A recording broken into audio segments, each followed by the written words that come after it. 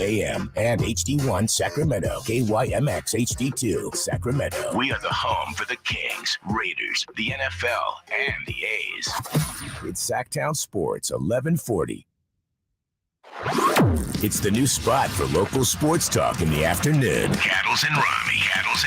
I describe him as the best, obviously. It's Cattles. He throws it out there. Speaks his mind. That's cool. It's Ramie. He's supposed to make people laugh. He's just an expert at it. Cattles and Ramie. Sactown Sports 1140. No Cattles, just Ramie on a Friday. No JJ, just Verlad on the other side of the glass. I shouldn't say just. We're more than enough, right? We're worthy.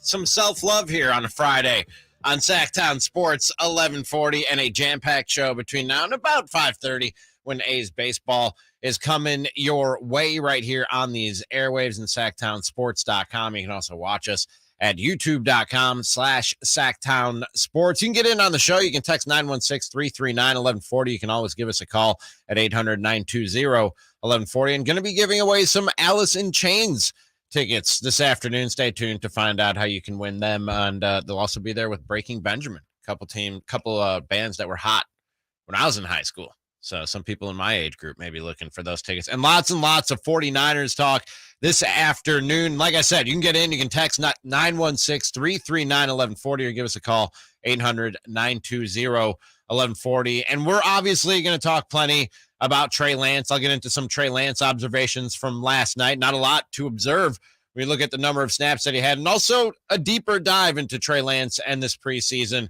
and where we are. And at 4 o'clock, ladies and gentlemen, there's a new hype train that's firing up. That's right.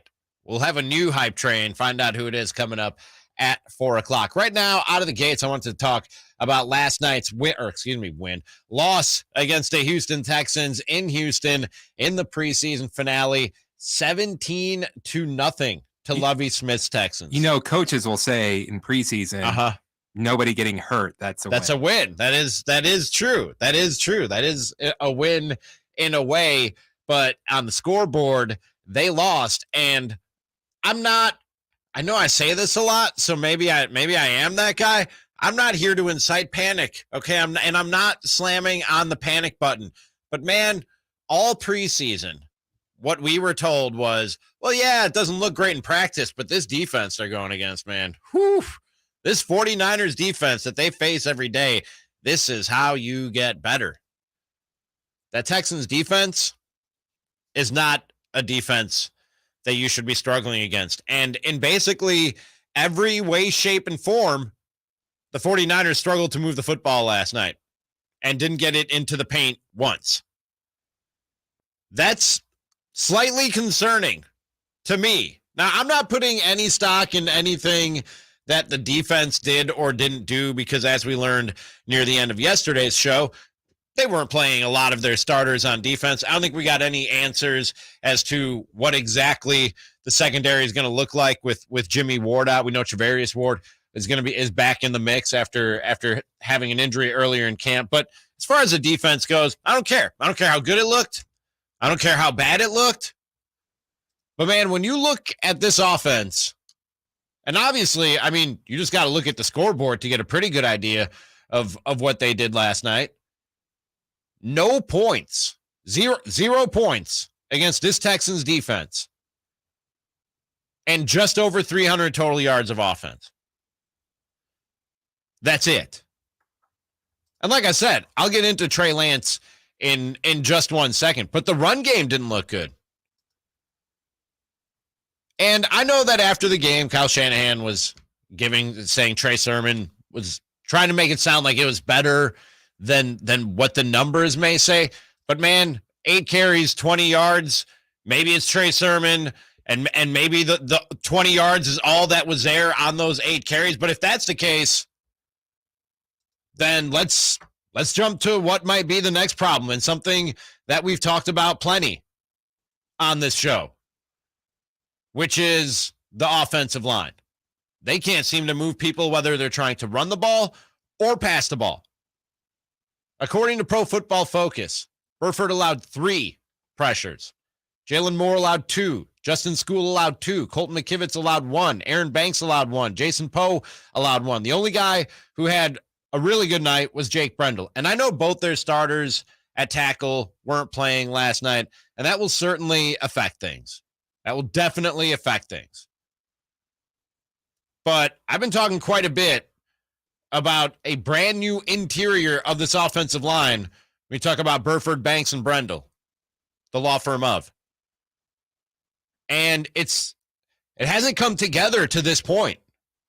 It still has not come together to this point. And on top of not blocking very well, 3 false starts in a row at the end of the first half, 2 by Jalen Moore and 1 by Keaton Sutherland. That's just sloppy.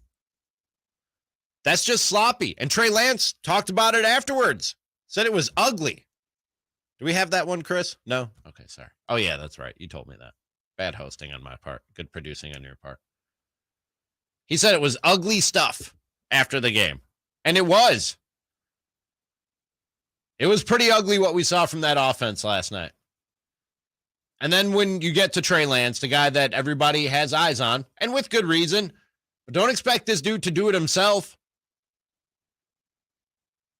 That's what I fear, is that if there are things not working and those dominoes fall onto Trey Lance and he falls with them, then it's going to be this guy's a bust. He can't get it done. But man, he was running for his life for a lot of that small chunk of the game that we saw from Trey Lance last night. Just 3 series, 22 snaps. And you know, all preseason, I've been saying, I said it to Nick yesterday. Where do you get off sitting a guy for most of the preseason, not getting the reps, not getting the snaps during the preseason when he's played 4 games in the last 1,000 days? He's played 20 meaningful games since high school. And so on the surface, I'll be honest, I wasn't watching the game live last night. I was eating myself into a meat coma. Oh, my God. We might talk about that a little bit later. Whew. You ever been to a Brazilian steakhouse, Chris? Not here. Oh, man. I got one for it. I won't say it. They don't pay us money. So I won't say it on the air, but I'll tell you off the air. Okay. Recommend it. I think there's like 2 in all of Sacramento. So if you just Google it, it's a 50% chance that you're going to hit. So I'm looking at the box score, which I wouldn't do if it was a regular season game. I'm very much a stickler about that. Like, I avoid everything about the game until I watch it if it's a meaningful game. But I'm sitting there at dinner, I'm watching the box score, and I'm going, just 22 snaps, 3 series and 22 snaps for Trey Lance. What are they doing? I thought we were getting a whole half from this guy. And then I start watching the game, and I see what's transpiring. And now I don't know if it, honestly, I sit here today not sure if it's a good thing or a bad thing that they pulled him so early in that game. Because you can look at it both ways. Yeah, he needs the snaps. He needs the reps. Like I was saying yesterday, you want the 10,000 hours to master your craft. But also, he's in harm's way. I don't want to leave him in harm's way throughout that whole game or throughout a whole half. I get why. I bet you Kyle Shanahan was planning on playing him a whole half, as he alluded to, and then saw what was going on. He was like, let's get out of here with the W, like Chris said, of no injuries. That was all he wanted at that point. I will say this. He even when he had time, Trey Lance was, and this has been the thing with him, inaccurate. Threw 2 passes, still seems off kilter with the connection to George Kittle. Missed an easy pitch and catch with Kittle. Couldn't hook up with Debo on the deep shot along the right sideline on a 3rd and 2 play. All in all, punt, turnover on downs on the 3 series that we saw from Trey Lance-led 49ers offense. 5 first downs, including 1 on a penalty for illegal contact. I don't remember who it was I saw this morning talking about Trey Lance, but it was a solid point. There was a 3rd and 2 or a 3rd and 1 where you maybe call a run play Or Trey Lance just tucks it and runs on his own, where you don't do that in the preseason because you don't want to risk the injury. So maybe, actually not even a maybe. We know that in the preseason, you don't get the full playbook. You don't get the full even off play sort of action that you'll see during the regular season. So maybe it could have been better, because just extending that drive on a 3rd and 1 with his ability to run, maybe we're talking about a scoring drive and it's not punt, turnover on downs. I don't know. I just know that I watched the 49ers again. Like I said when I started the show, all training camp, when we would read the report that Trey Lance threw 4 interceptions in practice that day, Kyle Shanahan would go up to a podium or a microphone and go, yeah, I mean, I don't like to see that, but look at the defense he's going against every day. That was not the 49ers defense out there last night. That's a bad Texans team. Even Shanahan light, when you talk about the playbook, should be able to move the football against the Houston Texans. And again, like I said, Trey Lance, he had his issues last night, but a lot of this, I think, goes back to the offensive line, man. And the proof is in the pudding when you look at the fact that they can't run the ball either, or couldn't run the ball last night either. That could be the thing that really, really is a speed bump in this 49ers season, I think, is that offensive line.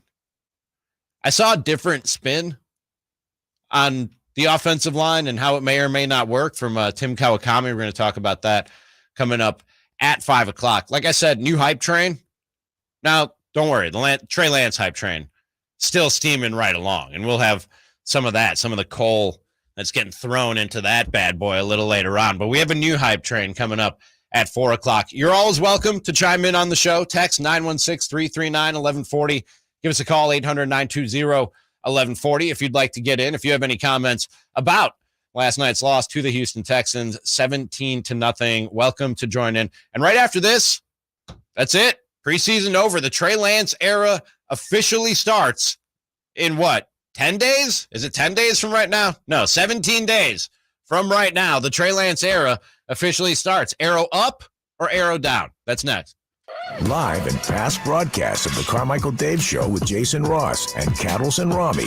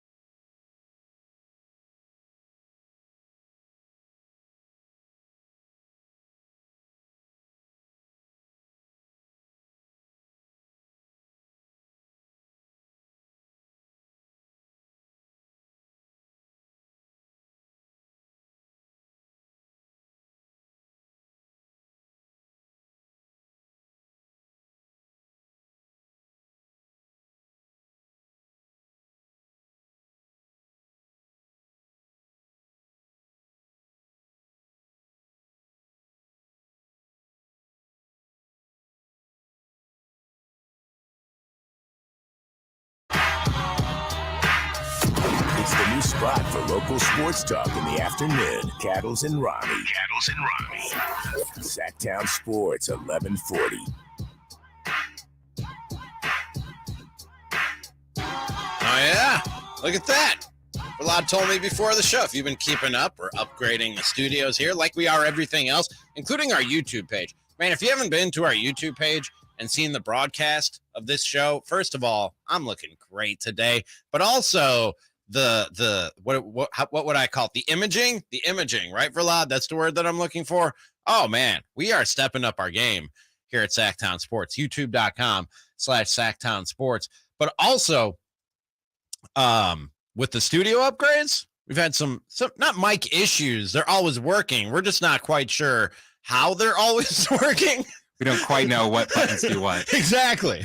I came in one day and there was like, we had like the classic looking radio board. Most people have probably seen them, you know, if you watched Frasier or whatever, or WKRP in Cincinnati. You've seen you've seen a radio board. Like it's the same as like in a production studio. If you watch like Diddy or Kanye or DJ Khaled producing something, we had like the old school like regular soundboard. And then I came in one day and there was this thing here that looked like Darth Vader's chest. It's just like a lot of green. It's black. It's got a lot of green and yellow and red lights. I didn't know what to push. I don't push anything. And until today, to our knowledge, at least, we did not have the ability to turn our own mic on and off in the studio. And we now do, I think, right? Hopefully. Fingers crossed. Things on. I turned that on right there. Look at that. Look at my hard work. Right I was getting ready to turn it on, and then I'm like, you know what? I'm just going to see.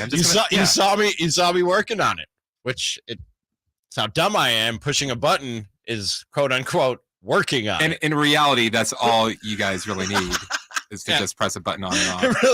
It really is. It really. So if I need to cough, and now the mic is back on. Look at that. I love it. This is great. And that wasn't terrifying for me at all. No, not at all. It gives it. Just no audio there for 5 seconds. Sorry about that. My bad. This hour of Kels and Ramie brought to you by Capital Casino, conveniently located on 411 North 16th Street in downtown Sacramento. Again, you can get in if you want to talk about last night's game. Shoot a text, 916-339-1140. Give us a call, 800-920-1140. You can always comment on the YouTube page. Like I said, our very, very snazzy looking YouTube page, Sactown Sports 1140 is how you can find us there and across the social and digital media. Wow, you're sexy. Thank you. Appreciate that. Where's your confidence at on Trey Lance? Now the Trey Lance era really starts, folks. Preseason is over. I got it wrong twice before the break. First, I said the season starts in 10 days. Then I said 17 days, 16 days. 16 days is how many days until meaningful football is played for the 49ers when they take on the Chicago Bears. Where's your confidence level at? And is it up or is it down since this preseason started and they fully handed the keys over to Trey Lance? Up or down? Give us a call, 800-920-1140, or you can shoot us a text, 916-339-1140. I've said all along, anybody who tells you or acts like they know what Trey Lance is going to be, who Trey Lance is going to be, how good Trey Lance is going to be, don't spend a lot of time talking football with that person. They don't want nuance. You're not going to have a great, intelligent football. I don't know how anybody is sold one way or the other on what Trey Lance is going to be at the NFL level, Chris. I don't understand it. But there are a lot of people out there who are very, very definite on how good Trey Lance will be. And I'll be honest with you. I don't know. That's why, like on a scale of 1 to 10, how certain am I that Trey Lance is going to be, that dude, as I like to say, when you talk about great quarterbacks or great NBA players or guys you can just plug into the middle of a Major League Baseball lineup and they instantly change things. Probably about like a 5 or a 6, which is pretty good on the big scale, in the big picture. A 5 or a 6 is pretty good. And quite frankly, that's where it was when the preseason started. You look confused, Chris. I'm trying to think because he's definitely none of us think he's going to be a bust. No, I wouldn't. I can't sit here and say he's going to be a bust. No, that's extreme as saying I know he's going to be like Joe Montana. So I'm trying to think of but what would you be closer to? I'm right in the middle, which I know is not that's not most sports talk hosts. Maybe that's why so many people act like they're so certain of what they know about Trey Lance, because you got to have a take. You know what I mean? You got to take a stance and can't sit on the fence. I'm very comfortable being a coward and sitting on the fence. Because you can't say he hasn't done anything in the NFL, but those 3 years in college, he just destroyed everything. Right. But it's no. Because I see everything that the 49ers see in this guy. You know what I mean? He's a specimen when you talk about the what you want in the prototypical quarterback. And I don't just mean that physically. I mean the charisma, the leadership, the smarts. I've heard multiple people say that his football IQ is off the charts. I see it. Like, I would say there's no like red flag of just like, oh man, he's not picking anything up, or oh man, he doesn't want to work on his game. There is no red flag in his game. The quote unquote red flags that, again, on a scale of 1 to 10, how confident am I in Trey Lance being that dude for the 49ers? Probably like a 5, 6, 5.5, 6. The only thing that takes points off that brings it down from a 10 to a 5.5 or 6 is, and we beat this to death, is, well, first, the lack of experience. I don't need to, I mean, I will, 4 games in 1,000 days, 20 meaningful games since he played high school. I mean, it's there, there's just no way to know what a guy will do at the NFL level when you're talking about that little experience. There's just no way to know. And then there's what I talked about in the first segment, which is, to this point, a shoddy offensive line that has been questionable at times. And I know 49ers play the Bears in week 1. If you're watching on YouTube, you see the Bears hat. I have a lifetime of watching an organization break quarterbacks of various talent levels and potential. I know how it's done. Like, I've seen, I know this script, I know this recipe. And the first ingredient in this recipe of breaking a quarterback right there is like 2 cups of bad offensive line. You know what I mean? That worries me a little bit when you talk about a guy's progress. But then outside of the lack of experience, outside of the offensive line, there are a couple flaws in his game. And just to put it in perspective, if you take away the Danny Gray touchdown, and I hate it when people do that, but I'm going to go ahead and do it anyways. I'm going to give myself a pass because enough people will use that argument. You take away that Danny Gray touchdown, and Trey Lance finishes the preseason 10 of 15 with 65 yards.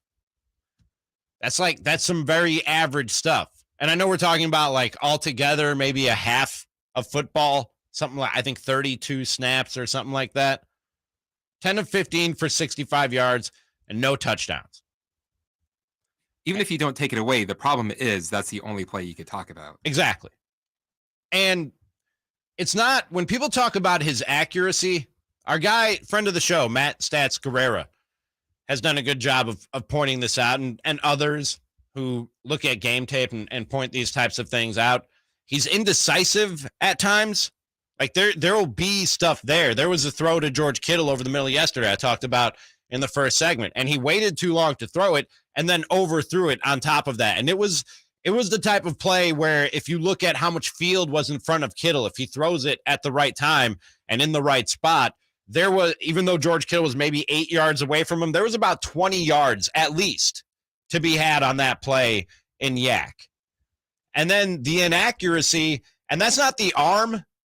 The inaccuracy, many people have pointed this out when it comes to Trey Lance. It's all in the feet. And I know people love to compare him to Patrick Mahomes. People have even compared him to Aaron Rodgers when it comes to... Pump that back a little bit. Thank you. When it comes to what he can do off script and what he can do when the play breaks down and keep a play alive and look downfield, those guys have the unique ability to throw off platform, to throw when off their back foot or on the move. Trey Lance, he hasn't even shown the ability to get his feet set when he has a clean pocket. That's what worries me about him. And I don't know if that is something that comes with experience. That might just be bad habits that sometimes you can or can't coach out of a guy. So the combination of the lack of experience, the offensive line, the little things that we see, the flaws in his game that you hope Kyle Shanahan can coach out of it, those are the things that take it down from a 10 in terms of my confidence level, down to like a 5, 6, probably like a 5.5. But that's still good, because even on top of those things that I just named, when you just look at the rate at which quarterbacks quote unquote bust, and I just mean that in the sense that they don't hit that ceiling, you know what I mean, that a top 3 pick has. The odds are that, you know, most of them don't. Most of them don't pan out and turn out to be that dude for their football team. And on top of that, there are some things here that could prevent him from doing that. So 5.5, 6, but that's right where I started because we got, 32 snaps in the preseason? Very small snapshot of what this guy and this offense can look like with Trey Lance. Where are you at? What's your confidence level in Lance after the preseason? And now that the Trey Lance era officially starts, you can give us a call, 800-920-1140, text 916-339-1140, or comment on our YouTube page, youtube.com/Sactown Sports. Right after this, Aaron Donald did something very stupid yesterday. And now people are saying even stupider things about Aaron Donald. That's next. Cattles and Ramie. Sactown Sports.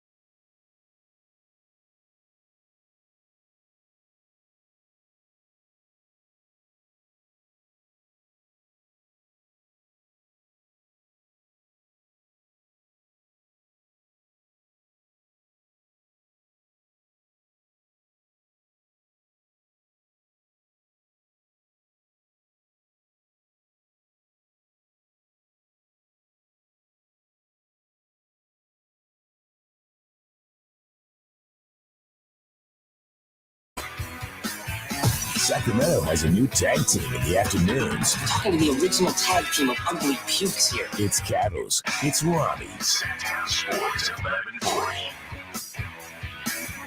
It's Ramie and Verlad today. You're going to get in on the show. 800-920-1140 is how you can give us a call. Text 916-339-1140. You can always comment on the YouTube page. At 4 o'clock, we will have the latest to hop on the Trey Lance hype train and a new hype train at 4 o'clock as well. Let's take a look at some of the roster decisions that the 49ers going to be facing and some interesting comments from Kyle Shanahan. A point I hadn't thought about when it comes to roster decisions and all the secrecy behind it. We'll get into all that in the 4 o'clock hour. Yesterday, there was a melee at a joint practice between the Rams and oh boy, brain fart right now. Who are the Rams playing for practicing with? They played them in the Super Bowl. Don't do this to me, man. Don't do this to me. Just tell me who it was. You know who it was. The Bengals. The Bengals, thank you. Joint practice with the Bengals. How do I forget that? It was a giant orange helmet flying through the air because Aaron Donald went psycho in this brawl yesterday between the Rams and the Bengals, which I knew. I was just testing Verlad. And he rips a helmet off of a Bengals player and just starts swinging it around like wildly, not even targeted at any one particular Bengal, just waylaying this thing around. And man, Aaron Donald is the last person, if I'm on a field with him, that I want to see waving, like using a helmet as a weapon. You know what I mean? Well, actually, maybe slightly behind Myles Garrett, who was the other guy to do it. Chris, you're in a dark alley. Who would you less want to see coming at you with a helmet, swinging it at you with bad intent? Myles Garrett or Aaron Donald? I'm going to go with Myles Garrett. Yeah, maybe. I don't. But either way, it's not what you want to see, right? It's not what you want to see. And immediately people are like, he's got to be suspended. NFL's got to do something. And then almost immediately after the initial reaction, you started seeing NFL reporters clarifying, well, the league doesn't police practices. This is on the teams if some kind of penalty is supposed to come down. And he's not the only one. I've seen some other guys. Ryan Clark said this, and I love Ryan Clark. I think he's one of the brightest minds talking football in the media today. But Jeff Saturday got on his soapbox today and said, come on, suspending Aaron Donald? We're not going to do that, are we? This happens in football. I mean, I'd be lying if I said that's the first time I've seen a helmet taken off of somebody and swung at somebody. You hate that it's been videoed and it's going around and making its way around, the Twitter world. But the truth is that things like this happen, and it will be handled internally. I mean, the NFL, the way they're going to handle it, teams are going to have to deal with this when you're going against a known opponent. You guys are battling in the heat of it, all those kinds of things. But you do hate to see it. You're disappointed in it. Listen, I played for a guy, Tony Dungy, who, if you fall on the field, he finds you like it was a game. So he used to tell us all the time, you better make sure that punch is worth it, right? You better make sure you land it or something big happens. Because if you swing on somebody, you're going to get that. At the time, it was a $15,000 fine, because I'm going to fine you like it would be a game, because that's what we're here trying to do, prepare for games, not just practice. And so that was the way that he eliminated fighting for us. That was Jeff Saturday this morning on Get Up. There's so much wrong with what he just... Dude, football players are nuts. You know what I mean? They're crazy to just go, guys rip off helmets and use them as a weapon all the time. Come on, what's everybody freaking out about? That just tells you how insane football players are. It's not unfortunate that somebody videotaped it and shared it on the Twitter world, as Jeff Saturday said. It's unfortunate that you think that's normal, regular behavior on a football field, Jeff Saturday. That's what's unfortunate. And maybe if we don't just look the other way or slap a guy on the wrist when he does something like that, it'll become less of the norm, which apparently, I guess, it just is. But then the thing that he says at the end there, which is, hey, man, when I played for Tony Dungy, it was the same penalty in practice for a fight that it was if it happened in a game. Do we know what the penalty is for swinging a helmet at somebody to harm them? Yeah, yeah, I think we do. Yeah. This has happened before. Myles Garrett, the guy we were just talking about, who's either the first or second guy you don't want swinging a helmet at you, along with Aaron Donald, got 6 games. So if by Jeff Saturday's logic, which there wasn't much in that minute-plus clip that we just played, by Jeff Saturday's logic, if we're handling this like a regular season game, it's a 6-game suspension for Aaron Donald. You can't just let this happen, dude. And if it's the norm, well, we need to police that out of being the norm in this league, man, of guys just swinging helmets around like psychos. Also, I could understand if, like, hey, you're in practice with your team, you get in a fight and stuff like that. It should be handled in-house. And sure, yeah. But he's going after players, an opponent on another team. And again, Jeff Saturday ain't the only. I like Jeff Saturday's analysis. Like I said, I think Ryan Clark also said he shouldn't be suspended. There are smart NFL people who believe this, who agree with Jeff Saturday. But that just tells you that, like I said, how insane football players are. That they're just like, this is okay. Come on. A little fine. He'll be all right. He tried to take his head off with his own helmet, but I mean, people have done this before and they'll do it again. Swinging helmets, man. That's what we do. Have a few beers, swing some helmets, you know? Oh, now that you say that, I'm thinking, you know how they have those bars with the axe throwing thing? Should we start a helmet swinging bar? Like you get one of those dummies set up, and then they give you 2 helmets, and then you go after them. They give you either a Joe Burrow or who is the quarterback on the Steelers that Myles Garrett was trying to murder? The one with the real punchable face. What's his name? Rudolph. Yeah, Mason Rudolph. You get like a dummy, like a Mason Rudolph dummy, and you get to swing a helmet at his punchable face. He didn't deserve that. I shouldn't say that. If we're not here in 6 months, come check out Ramie's new bar. It's the helmet swinging bar in Midtown. Come check it out. Hey, while we're on, and this is that I can't go from that story to this story very smoothly, but while we're on the subject of discipline in the NFL, this story about Matt Araiza, the Bills punter, just keeps getting, and I'm not even going to get into the details that are shared in this article from Elena Getzenberg of ESPN.com because it's horrific stuff, man. What he and a few of his cohorts are accused of in the gang rape of a 17-year-old. I have a hard time even saying that. But I'll just read you some of her tweet thread today on the story with the link to the article on what's going on here. And the Bills just said he won't be punting in tonight's game, according to Adam Schefter. They were made aware of the civil suit potentially being filed at the end of July. The team was aware when they cut Matt Hack, their other punter, Monday. Jane Doe's attorney, Dan Gillian, emailed the team's representation on July 30th. As described in the story, Matt Araiza is not subject to the league's personal conduct policy because the assault is alleged to have taken place before he was drafted. Initially, the San Diego PD requested that San Diego State not do a separate investigation into the allegations, so their investigation was not compromised. On July 22nd, San Diego Police Department notified San Diego State that they could go forward with the university process. I said this when the whole Deshaun Watson thing was going on, and they gave him the parachute of that fully guaranteed contract, just in case we found out, he was a sexual predator. You don't want him to lose any money for being a sexual predator. So let's guarantee all the money.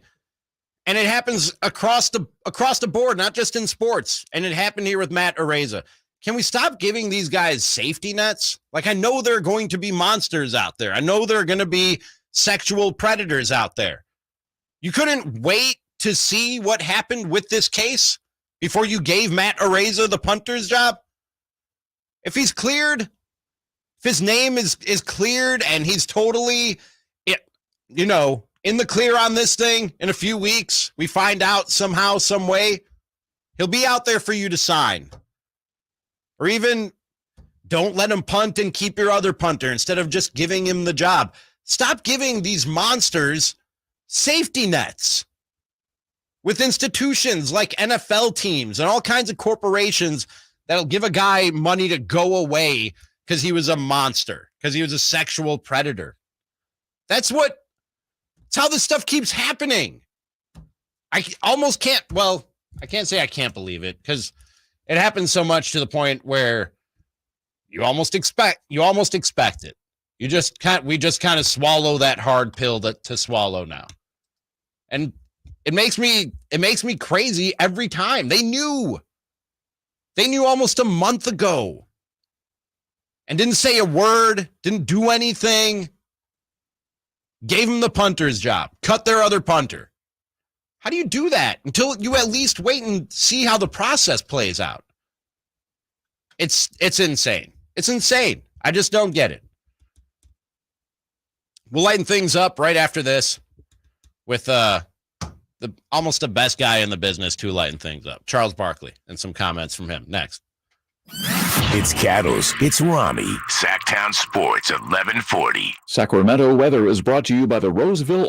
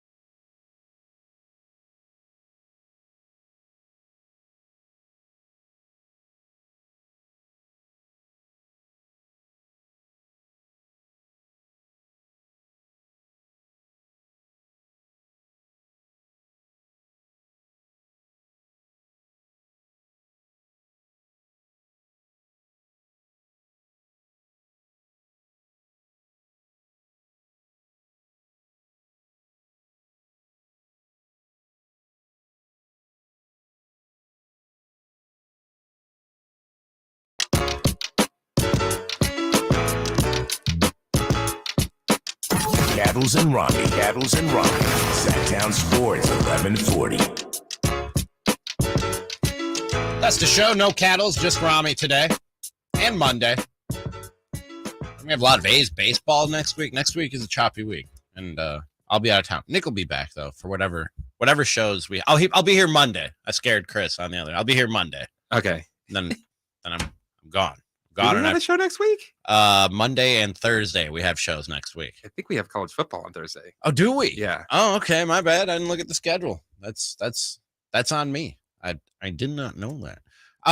You're scaring me. I'm like, oh, my bad. I didn't know. I guess not a lot of Cattles and Ramie next week, but we're gonna be here throughout the football season. You're getting a heavy dose of Cattles and Ramie. Yesterday, Charles Barkley was on with our Bonneville sports brethren at phoenixsports.com. He does some hits down there with those guys after his career with the Phoenix Suns. If you guys want to check it, it's Arizona Sports. Arizonasports.com. My bad. Thank you, Chris, for correcting me. You have to do that a lot. More with me than with Verlad because I'm unprofessional, or with Nick because I'm not professional. Nick is who you're thinking. Yes, Nick is. Thank you. I appreciate it. Like that you have to correct me when I'm talking about how often you have to correct me. So he was on Arizona Sports yesterday, Arizonasports.com, as I knew is where you can find that with Bickley and Murata. And he, Charles Barkley always has thoughts on things, and he's a Cardinals fan. I've heard him talk before. He wants to see the Arizona Cardinals do well in the football world. And this was a spin on the Kyler Murray contract clause that he had to put in 4 hours of independent work per week. This was a spin on it, and a surprisingly positive spin from Charles Barkley on that whole story that I had not heard before. I like the controversy in the offseason with Kyler Murray. I like it because when you start holding your stars accountable, I went through it with Jerry and I went through it with Cotton, like, hey, when you're the man, you got to be the man. I'm like, it is what it is. I understand it. So I like the fact they challenged him this offseason. And I think it's going to really pay dividends going forward. I really think it's going to pay dividends. But I told you, I'm a big Cliff Kingsbury fan and Steve Kime, but I want to see Kyler Murray take the next step and be that superstar quarterback. When they give you all that money, it changes the whole dynamic of your life. It comes with great responsibility. Hey, and I'm telling you, I'm excited. I think he's going to stand up to the challenge. I really do. Sometimes, guys do need a fire lit under him. And I think most people went, man, he needs that in his contract, or the Cardinals believe he needs that in his contract. That's how I looked at it. That's how a lot of people looked at it. But maybe Barkley's got a point. Maybe that's just what Kyler Murray needed if the game prep and the independent study was an issue for him. Did you see, though, what Kyler Murray was wearing when he was calling plays in the preseason game last weekend?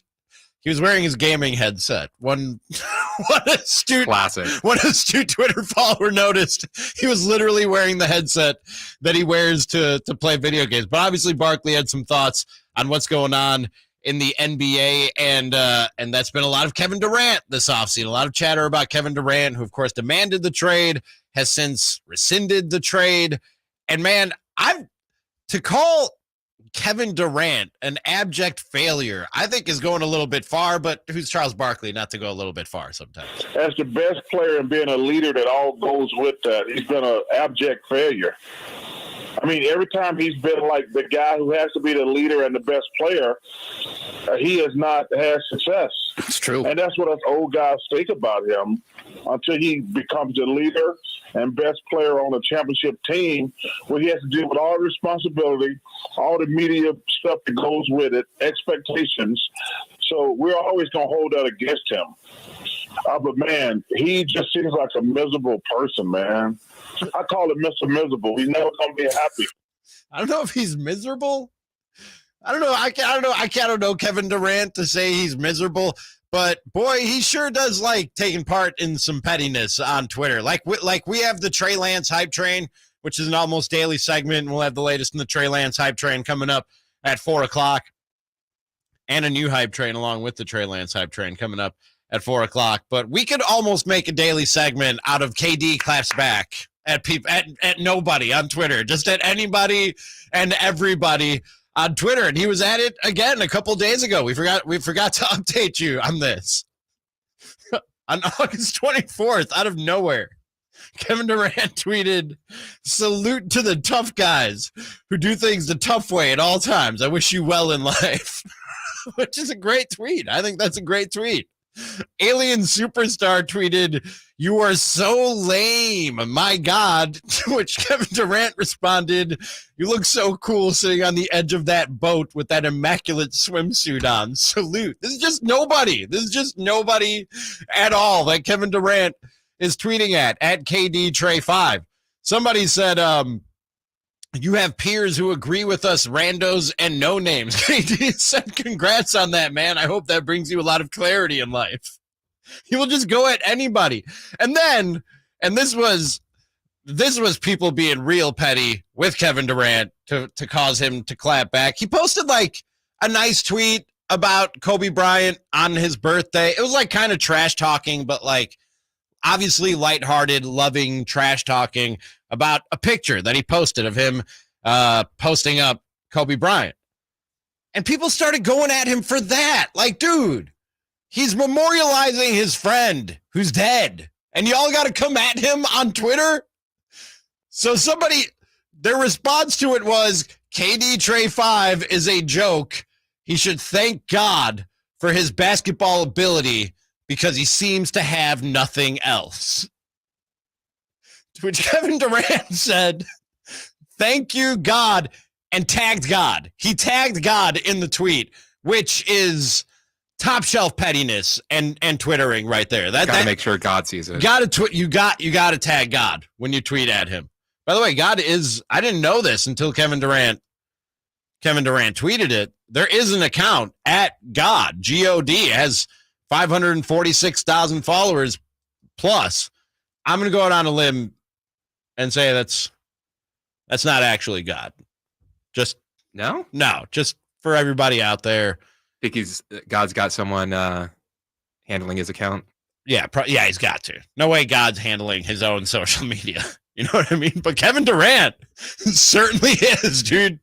And I love it. I personally love it. I don't think that's a sign that he's unhappy. Although, if I'm wasting my time clapping back at people who I don't know and have no influence on my life whatsoever on Twitter, it's probably a sign that I'm unhappy. I don't know if that applies to Kevin Durant, but I think I only do that when I have like negative energy I need to get out of me. You know what I mean? I waste it on randos on Twitter is what I do. So maybe Kevin Durant does need some peace in his life. Maybe Charles Barkley is onto something there, but he doesn't need me to tell him that. Kevin Durant knows. He's a smart dude, I think.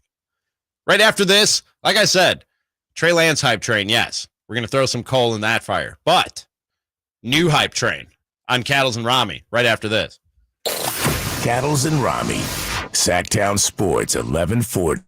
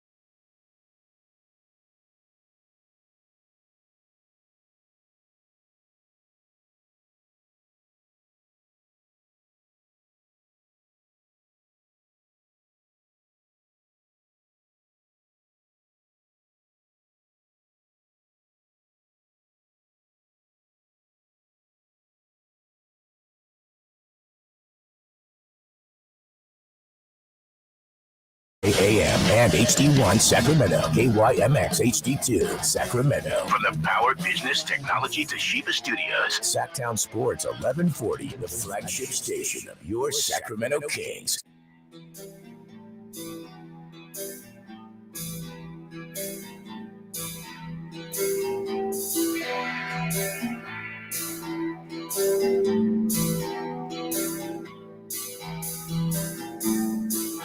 Just two guys rubbing elbows, talking sports, and lots of other stuff. Always keep you on edge. That's really crazy interesting. It's Cattles and Ramie, Sactown Sports 1140.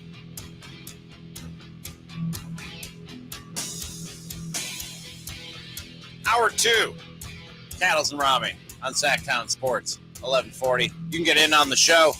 You can always call 800-920-1140, text 916-339-1140. Talked a lot about that final preseason game, Trey Lance and his preseason, confidence up or down. If you want to get in on those discussions, you are free to. You can always comment on the YouTube page as well at youtube.com/Sactown Sports, and just search Sactown Sports across digital and social media, and that's where you will find us.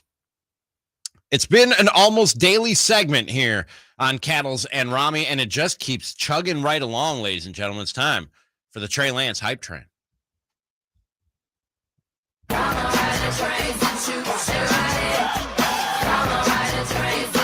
That's right. It seems like every day, football talking heads everywhere are telling you Trey Lance is either going to nosedive in his NFL career or is taking this team to a Super Bowl and going to the Hall of Fame. Start sizing that man up for a gold jacket. There's no in between. There's never any in between. Richard Sherman last night on the Amazon broadcast. Chris, what did you think of the Amazon broadcast last night? We haven't talked about that yet. What's bad is I didn't get a chance to see it, and then I went to go look at it today. Oh, really? Yeah, and it's just like not available. Anywhere? Like not on my Amazon Prime. Like I said, I was not home. I was eating myself into a meat coma at a Brazilian steakhouse. So I just watched the NFL Network replay at 9:00. See, that's what I needed to do. DVR'd that bad boy and watched it. And it's a football broadcast. Like it's not, they didn't revolutionize. It doesn't seem to me they've revolutionized anything other than I have to go to Amazon. I have to go to the Amazon Prime app to bring up the football game, which is fine. Did your dad ever call you? No, he didn't. I'm betting in the regular season. I'm betting you in the regular season I'll get that call. He just wasn't. He's not tuning in for Thursday night football preseason, but I'm getting that call in the regular season. I thought that it was Thursday night football tonight. It's Thursday. Yeah, it's on Amazon. The one I get from my mom is like, can you just tell me how to set it up so we'll just pop on when I no. I bet you when I tell my dad it's on Amazon, he'd be like, so I have to buy it every week? No, dude. Oh, man. I'm coming in a few weeks. I'll set it up for you. That's the best. I can't explain this over the phone. That's going to be impossible. But Richard Sherman said of Trey Lance, this is a Bugatti. This is a Lamborghini, and he has the keys to it. I think he's going to do a fantastic job in those third down situations. Most teams play man-to-man defense. What does he have working for him? He has 4.5 speed. He has his legs. Kyle Shanahan is going to use every advantage he can to put defenses in a compromising situation. So Richard Sherman seems to like Trey Lance, and also Jeff Saturday, who we played a clip of him saying incredibly stupid things about the Aaron Donald situation in the first hour of the show. He had thoughts on Trey Lance this morning on Get Up. 49ers fans are going to have to expect these type of games. This guy has not played a lot of football, again, even in college, pros, 389 passes. He'll throw more than that this season, right? So there's going to be some ups and downs. This has to be expected from him. Again, I'm glad he said what he said. It was not a particularly good night. It wasn't a horrible night. He wasn't turning the ball over. Again, I'm with Sam. He needs to protect the football. But here's the thing that defenses aren't playing right now that's going to change a little bit in the regular season.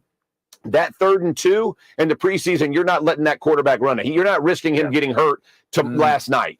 In the regular season, you are risking that. So there's a little more on your plate as a defense and expectation. And the other thing, Jerry Hughes, you're seeing him right here, was in the backfield all night. I mean, he camped out and created chaos. So I can't imagine that Trey Lance ever felt comfortable in that game anyway. And I said, setting up this segment, everybody is, on one extreme end of the spectrum when it comes to Trey Lance. Either going to be great or he's going to be terrible.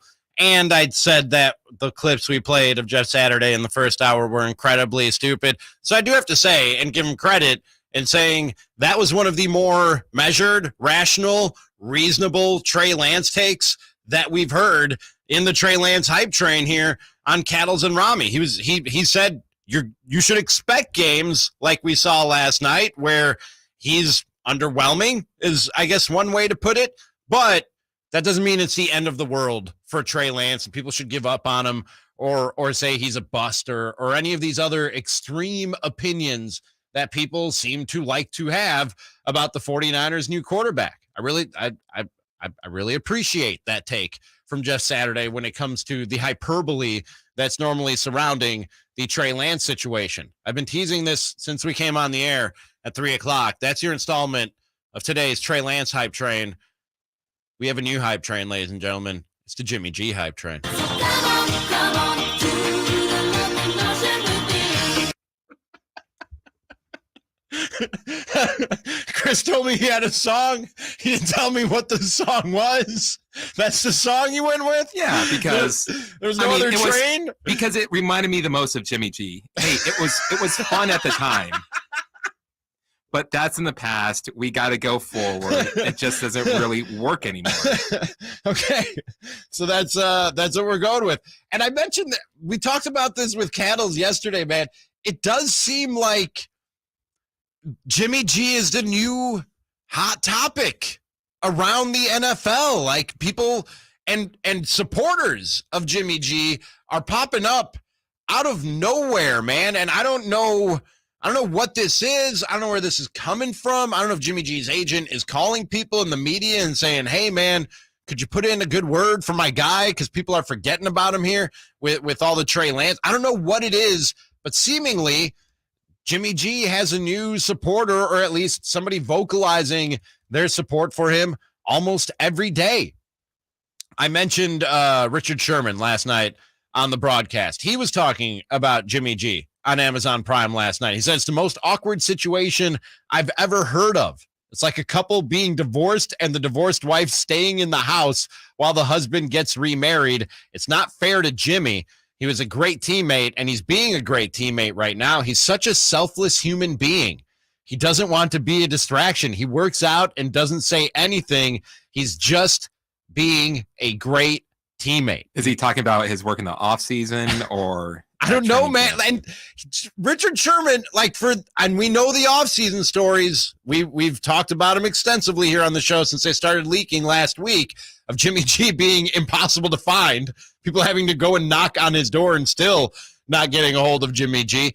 But Richard Sherman is not the first, and I know the Martellus Bennett stories as well, calling him a B and saying he left the team hanging and sat out with an injury that he didn't really have or wasn't as serious as he made out to be. But a lot of guys have echoed what Richard Sherman is saying about Jimmy G and the fact that he's a great teammate. He goes on to say it's the right move for Kyle Shanahan, and that's what matters. He's looking for a quarterback with mobility, with a big arm, who can direct this offense. There are certain traits that Trey Lance has that Jimmy G just doesn't have. He goes on to say, now Jimmy G did a phenomenal job, took them to 2 NFC championship games in the last 3 years, took them to a Super Bowl and almost had it won. Their expectations for this kid Lance are through the roof. So he kind of gets it, but also says, and by the way, didn't I use that analogy? I don't know if Richard Sherman listens to Cattles and Ramie. Probably. The divorced couple living in the same house. I swear I used that analogy. Yeah. On this very show about this very situation.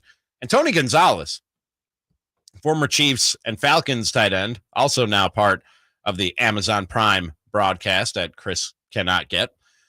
He said, I don't like the way they treated him. Not at all. He's on the field. He's going to win 70% of the time over his career. A guy of his caliber, let me go. Let me go out there to another team. I don't know if he's okay with that. If I was Jimmy, I bet you're costing me money. I could have been out there on another team helping them get better and my career. Now it's too late. It's going to be detrimental. I don't think detrimental, but tougher. I don't know what that means at the very end there. So now that I hear that, Is this going to be this? Is there going to be a narrative if, let's say, Jimmy G finds a team and he's starting and they do poorly? Is the narrative going to be like, oh, well, the Niners go earlier? Yeah, the Niners held him hostage and he couldn't get settled, and I don't know. Their fault. I think usually, and maybe not with Tony Gonzalez, former player, they tend to stick up for players, or at least be able to see things from that perspective, from the other side of things, and not have the classic media take. More times than not, and this is going to happen with Trey Lance, since we're just mashing up the Trey Lance and Jimmy Garoppolo hype train. We will build guys up, and then we will tear guys down. You know what I mean? If Trey Lance struggles, it's not the takes aren't going to be as nuanced as, oh, the protection isn't great, oh, the experience, and he needs to go through the growing pains. It's going to be Trey Lance is a bust. That's what you're going to hear from a lot of the same guys that we play and talk about on the Trey Lance hype train on an almost daily basis here on Cattles and Ramie. And I think with Jimmy G, the takes won't be as nuanced as, oh, he didn't have time to get into the playbook. He doesn't know the offense. You got to give him time to get used to it. It'll just be Jimmy G is who we thought he was. You know what I mean? From a lot of the talking heads, he's just that average quarterback that you can put in there to not lose you football games, but he's not going to go out there and win you any football games. That'll be the narrative.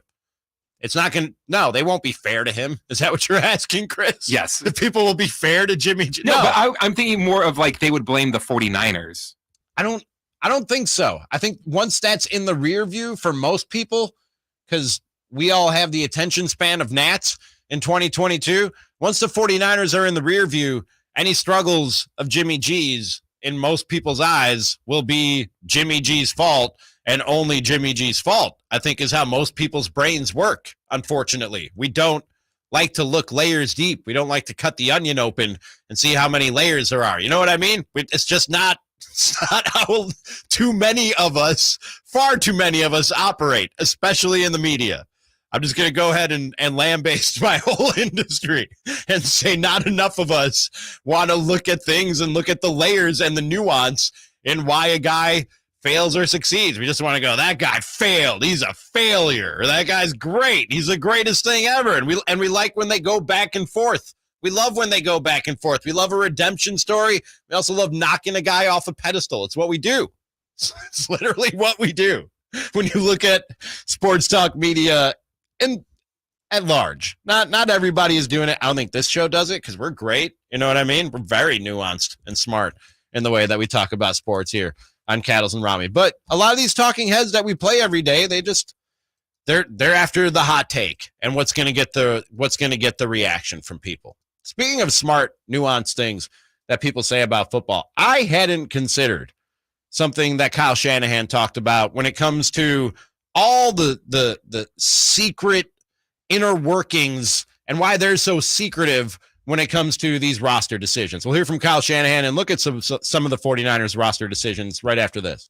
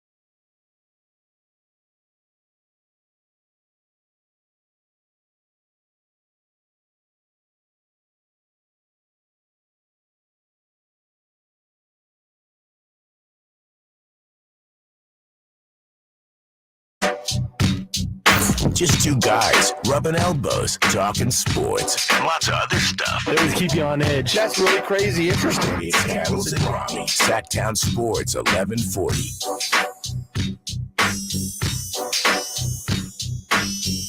Cat was just Ramie today. Could be you too. Not the band. Could be you also on the show.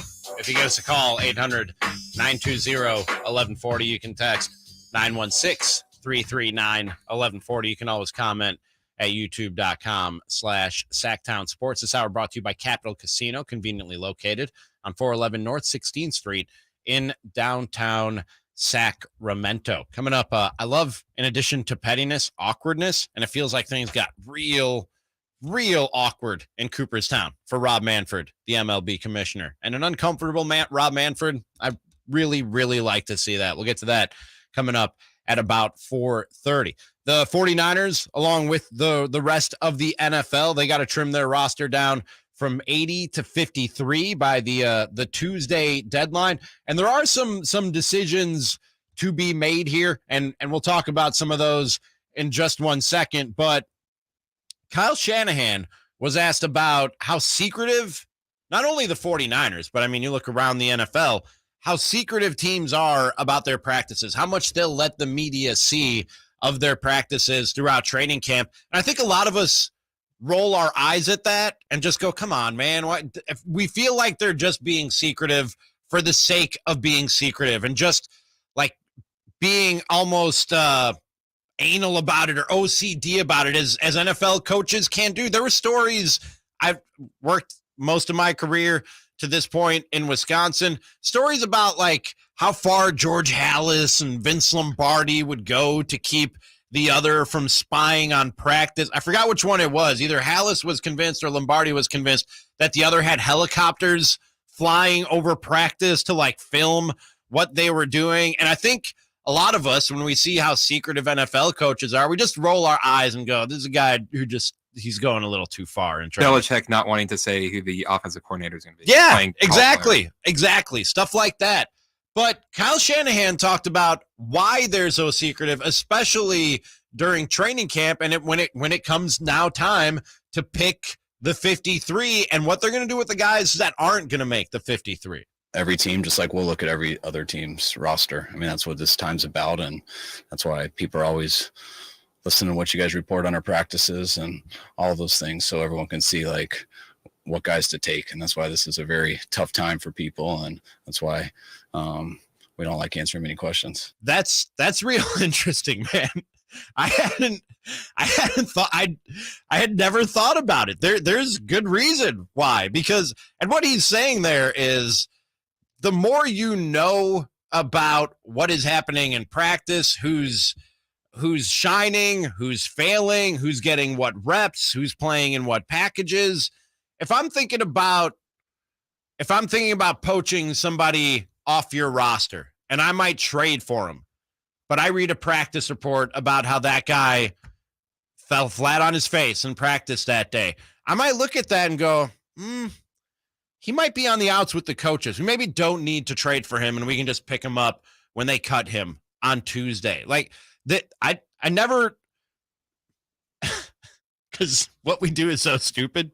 I forget sometimes that like these organizations do read and listen and watch to like pick up things about what's going on with these other organizations. And I never thought about that and how it plays into all this. And even they've been talking about the situation with the Niners that they have to get to 53, but then they could put Jimmy Ward on the IR, so they really need like a 54th person. Yep. So they need to release someone. And if they want to keep Brock Purdy on the practice squad, then they might need 54 spots. Yeah. If they surprise us with the Jimmy G situation, you might actually need 55 spots. Like, so there, and on top of that, if you can get something for a guy before you have to, any guy on this roster, a 6th or a 7th round pick for somebody from that running back, that very crowded running back room. You know what I mean? You can get a guy, just not a dude. Exactly. You can get a guy. No, there aren't dudes that are just on the scrap heap after cuts are made. They're guys, not dudes though. I'm glad you clarified. That is one of my favorite things right now. For the listening audience, guys and dudes. Yeah, same. Guys being dudes. Guys being dudes. Sometimes a guy will flash dude potential. You know what I mean? Sometimes that dude turns into a guy. It's you just never know, man. You just never know. So I thought that shines some light on some of the secretivity. Is secretivity a word that we see around the NFL? And that's just one reason why they might be so secretive. I think when he says that, I go, oh, maybe they have a reason for being secretive all the time. Like when Bill Belichick, like you said, when Bill Belichick doesn't want to tell you who the offensive coordinator is or who's calling offensive plays. Maybe there is always a reason behind it. And my dumb, not football coach mind just never thinks of it. Never goes, oh yeah, of course. That's why you wouldn't want to say that or answer that question. You know what I mean? It's a little scary thinking about the possibility of Belichick saying to the group, hey, did you hear on Kettles and Ramie? They were saying about the Niners. Exactly. Meanwhile, some of the roster decisions that they have are going to be interesting. Like, do they keep 3 quarterbacks? Obviously, I think most people are assuming that Jimmy Garoppolo is going to get cut before Tuesday. But I'm hearing, and this goes along with the Jimmy G hype train we just played, more and more people going, maybe. I mean, you never know. Maybe they want to keep Jimmy G around. My favorite thing was Schefter the other day saying, like, hey, the 49ers have given permission for Jimmy G to seek a trade. Yeah, oh, really? Wait, the 49ers want to trade Jimmy G? What? That's crazy. But a couple of the roster decisions and situations that I find to be interesting with this 49ers team, and I'm curious what they're actually going to do. Dude, that defensive line group it's a crowded bunch. And I was reading, I think this is Matt Barrows at The Athletic today, has him keeping 11 defensive linemen. That's a hefty load of and both literally and physically of defensive linemen for the 49ers to carry. But you look at some of the guys and the way that they've performed throughout this preseason, and you can justify it. And those guys are pretty useful on special teams when it comes to blocking and coverage units. The most interesting position to me, and I think for most people, is what are they going to do at running back? Because they do expect Elijah Mitchell to be back in time for the season. I talked about how much Trey Sherman struggled in that game. We've seen flashes of dudeness from Tyrion David Price, but we've also seen him also struggle to move the football and find the holes out there on the football field.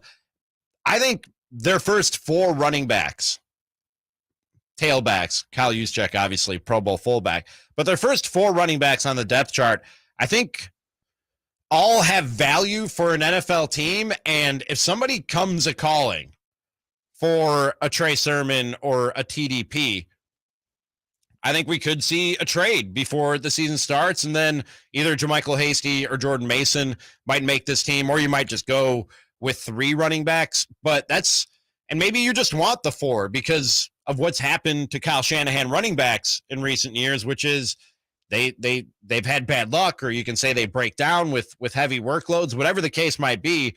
We know he wants to run the football plenty, and so maybe you want the 4 guys that you think can efficiently move the football, despite what we've seen in the preseason. Like I said, all those guys have flashed the ability to run with the ball, but in my eyes and what I've seen, that offensive line just is not giving them the room or the holes to do everything that I think those guys are capable of doing. But I think you have 4 pretty decent running backs, and I'll be interested to see if the 49ers decide to keep all 4, or if they see some interest out there on the trade market, if they decide to move one of those top 4 guys on the depth chart and slide another guy up, or just go with 3. But we'll find out. Again, the deadline will be on Tuesday. There will be no Cows and Ramie show on Tuesday talking about that. But, ooh, buddy, when I get back, going to Milwaukee all next week after I do the show on Monday, we are full football. We are full swing into the football season. That's how close this thing is. I don't know about you. I am ready. I'm ready to kick off this football season, Chris. Are you ready for some football? I'm ready for some football. I'm so ready for some. I was trying to avoid that, but I am so ready for some football. Oh, buddy, cannot wait. Right after this, I'm always ready to see Rob Manfred sweat a little bit. One Major League Baseball Hall of Famer made him sweat. Kettles and Ramie. Sactown Sports 1140. Sacramento weather is brought to you by the Roseville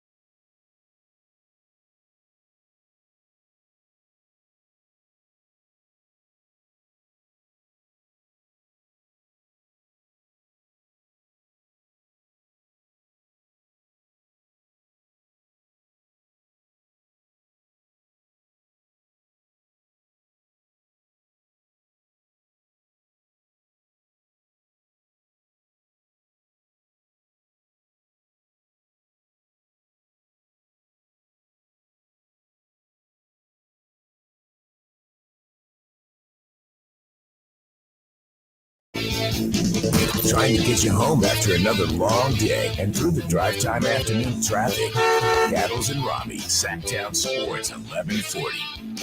That's the show. No Cattles, just Ramie. You can join if you give us a call, 800-920-1140. Shoot a text, 916-339-1140. You can always comment on the YouTube page, youtube.com/Sactown Sports. While you're there, make sure you also, in addition to commenting, subscribe, like, comment, rate, do all the things, give us all the interaction, and help us grow this thing here at Sactown Sports. We can give you more and even better local coverage of the teams that you love. And speaking of the teams that you love, at 5 o'clock, an angle on the whole Trey Lance inexperienced quarterback with maybe shoddy offensive line that I had not considered. And I'll be flat out honest, I don't disagree with this angle that one 49ers beat reporter took on Trey Lance in the offensive line. But I do think that it is one definitely worth considering, and especially given who threw it out there, being one of the writers that I respect. We'll get to that coming up at 5 o'clock, though. There's a dinner every year at the Major League Baseball Hall of Fame for Hall of Famers, along with the commissioner. And this thing is always very hush-hush. We don't talk about what happens at the Hall of Famers dinner. Sometimes it's very laid back and relaxed and easy, and everybody has a fun time. Nobody talks about it. Sometimes, because the commissioner will get up and kind of give a state of the game address at this thing, there can be disagreements. There can be people speaking up and voicing their displeasure. And recently, on July 24th at this year's Hall of Famers dinner, one of the people who spoke up was a guy who's normally known as being pretty soft-spoken, and that's Hall of Famer Rod Carew of formerly the Twins. And who else did Rod Carew play for? I should know this. He had a number. He had the Angels? Angels, that's right. Rod Carew was a longtime Angel. I know that because it seems to be that they had a huge falling out. Oh, I do remember that. That's right. And Rod Carew, he spilled the beans. He spilt the tea, as the kids like to say, about what went on at this dinner with a seething account on August 10th in his weekly online newsletter. Who knew Rod Carew had a weekly online newsletter where things get spicy and he's spilling tea on things that he should not apparently be spilling tea about? And he said that Commissioner Manfred, quote, looked as if he wished there was a trap door that he could have escaped through. Quote, he tried to sweet talk us. We laid into him. Rod Carew was not having it. And Rob Manfred is not having this, that this is getting out in the public, saying, quote, the idea that somebody is talking about it in detail that Rod elected to is wholly inappropriate. It's not up to one person to decide that an assumption the group has proceeded on for years, he can blow up himself. Calm down. For real. Settle down, dude. This isn't like a diplomatic. Really, exactly. Dinner. Exactly. This wasn't some top secret diplomatic dinner, as Chris just said. You're a bunch of baseball players and the commissioner of baseball getting together to have dinner and talk about this silly game that you play and that we get paid to talk about. Okay, it is what it is. Let's not take these things too seriously. But Carew said in his 678-word essay, is that long? 678 words? How many pages? No, not really. How many? Okay. It's been a long time since I was in college, and I remember they tell you how many words your essay needs to be, and you're like, a lot of to, ands, and ifs. Is that a word? I don't know. He said, usually one of those times when what happens in the room stays in the room, but in a telephone interview, he said he was upset with the changes taking place in the sport and his perception that Manfred does not want advice from former players. His son, Devon, said he is really trying to defend the sport he loves. He feels that baseball is changing for the worse, and if he can stop that, he's willing to speak up, even if he normally doesn't. And I do have to say this. The more I read this article and I read what this dispute, this disagreement was all about, I hate to do it. I hate to do it, man. I'm not a Rob Manfred fan or a guy who will get on airwaves and stand for Rob Manfred. I challenge that man to meet me in the octagon for the commissioner's chair. All Helmets right. in hand. And he just does not want this smoke. On multiple platforms, I have challenged Rob Manfred to meet me in the octagon for the commissionership so I can save baseball from a man who I truly believes hates it, but he won't do it. And in this instance, I kind of have to defend Rob Manfred and go against Rod Carew. Rod Carew says, I'm interested in the game. I'm interested in the kids coming up. They're not allowing these kids to use the sixth tool, which is their brain. Think instead of trying to do everything somebody else says they should. Baseball has never been that way before. And basically what Rod Carew wants Rob Manfred to do is like ban analytics, which is not something that Rob Manfred can do. It's just not. Like, you can't tell teams stop gathering information and trying to apply it in a way that you find to be strategically advantageous for your baseball team. Like, there's nothing he can do about that to some level. I believe that's what Manfred's too. So he's just like, yeah, it is like ruining the game, but it's like, what do you want me to do about it? The problem that Rob Manfred has so often, in addition to when he just flat out drops the ball, like with the Astros investigation, he just flat out dropped the ball and letting them get off the hook almost scot-free. Even when Rob Manfred gets it right, and like Rob, the first thing I said was Manfred looked like he wanted a trap door out of that room. His style of communication, man, is what gets Rob Manfred in trouble so often. It either feels like he doesn't care what you think, or he sounds like a lawyer who's trying to explain things to you in lawyer language. I'll give you some examples. Manfred said he was not going to put himself in the same category as Carew by going through the, quote, jots and tittles of what was said at the dinner.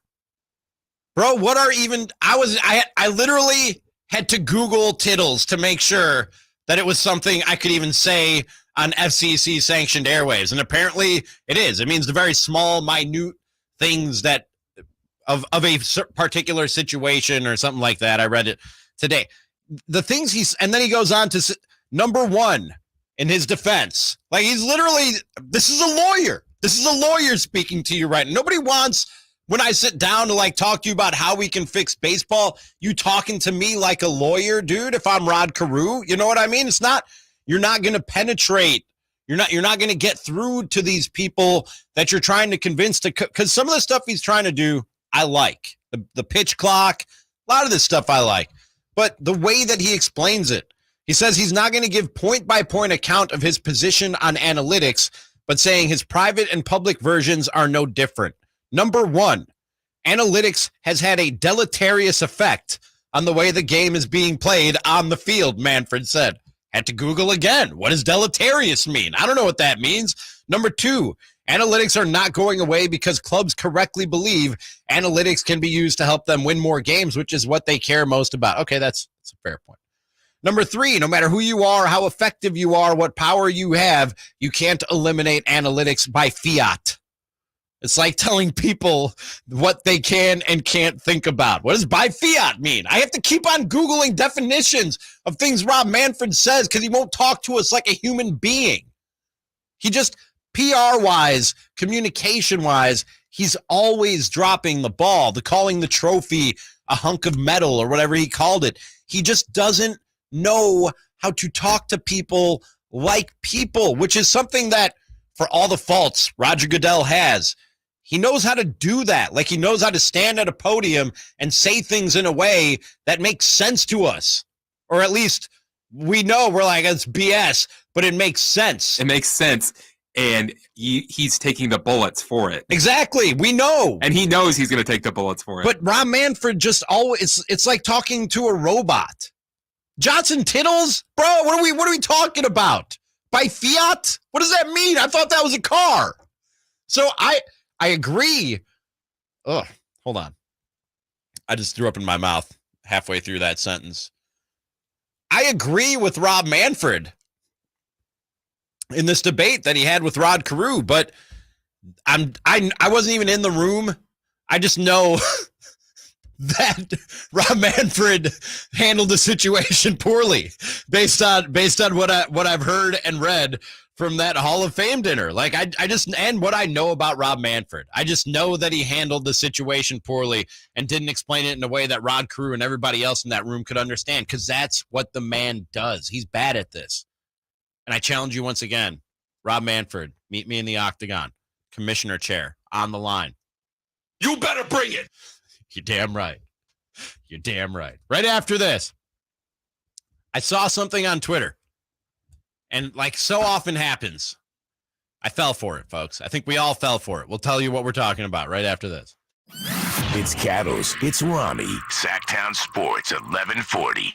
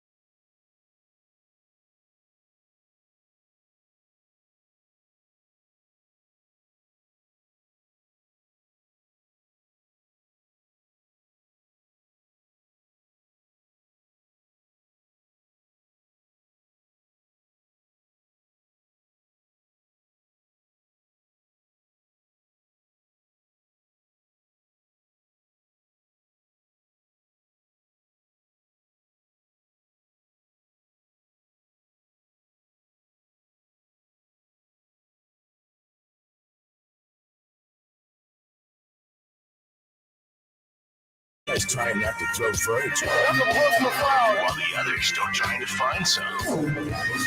Cattles and Ramie. Sactown Sports 1140.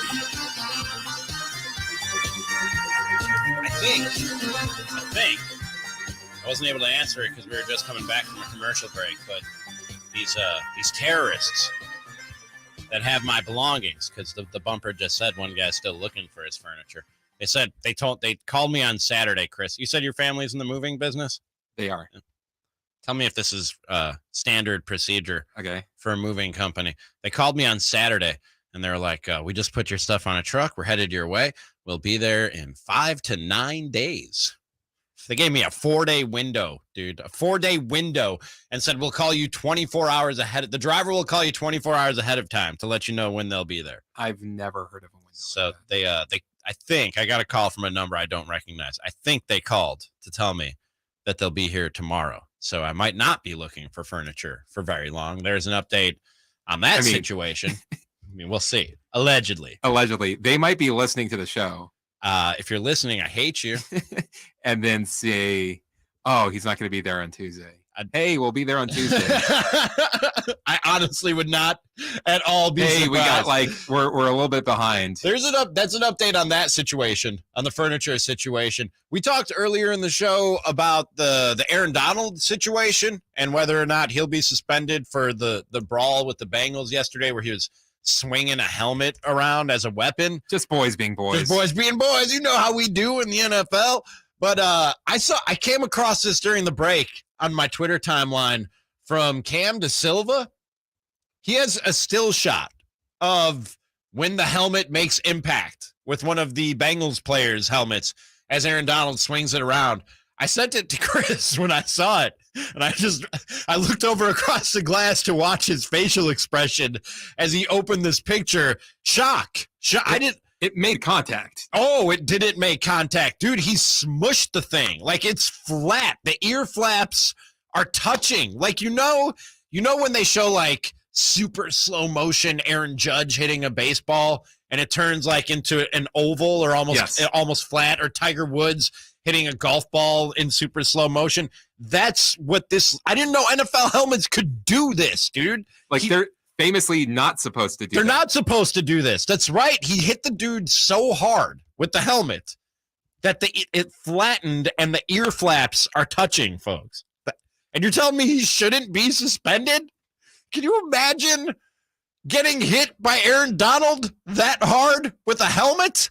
And then to find out, oh, you guys are good to do this as long as it's not an actual game. Yeah, exactly. The guys will just know that now. So if it's a preseason game, he's getting suspended.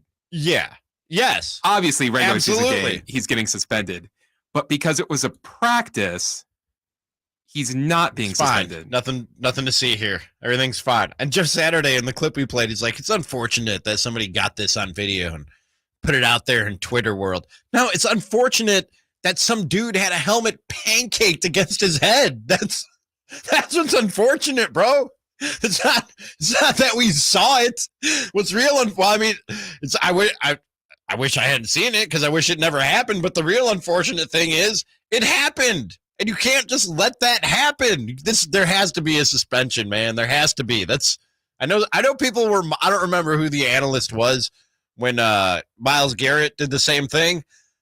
They said it was assault, and people were like, "Oh, come on." No, that's assault, bro. That's assault. That's not just football players being football players. That when you're swinging a weapon around, that's assault, man. That's crossing a line in terms of these football melees. At least in my book, I never played at that level, but at least in my book, while we're talking about melees that got out of control, and I know there is no sound, and this has nothing to do with sports, but just real quick, Verlad, maybe you tweet this out. I don't know. That video you sent me today of those kangaroos fighting. Classic. Oh my God. Oh my God, dude. Had me crying laughing for like 5 minutes. Long story short, two kangaroos are fighting. One throws the other right through a fence. We don't know where he goes. We don't know what happens to him. And the one who threw the other kangaroo through the fence, he has that look on his face. Verlad, you nailed it. You described it perfectly.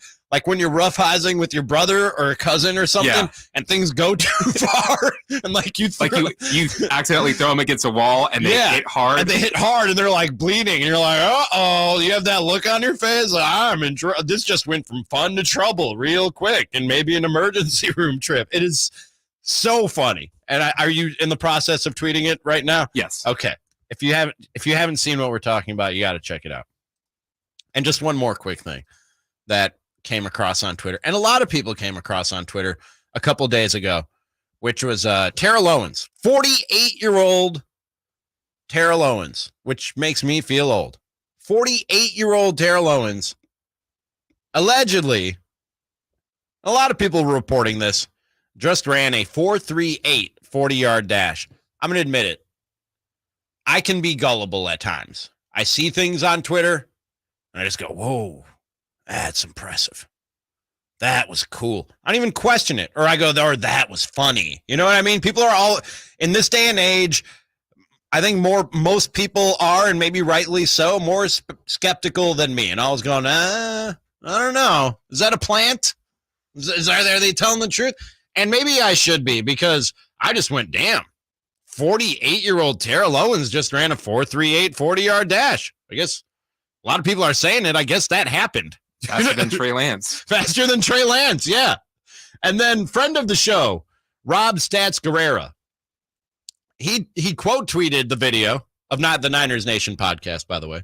He quote tweeted that video, and if you look in the video, there's like 4 dudes running with Terrell Owens on this track. 3 dudes? Yeah, 3 other dudes running with Terrell Owens on this track. One of them carrying a selfie stick. Yes. And they're all within a half a step of T.O. And Rob points out, so everyone else with him ran like a 4.45 then, including the guy with the selfie stick? GTFO. T.O. is in tremendous shape, but that ain't no 4.38. The guy with the selfie stick who's got half his body turned behind him. Yeah, he doesn't even have anywhere close to proper running form. You're telling me that guy is just about keeping up with I want to see that guy run without the selfie stick. If he can keep up with T.O.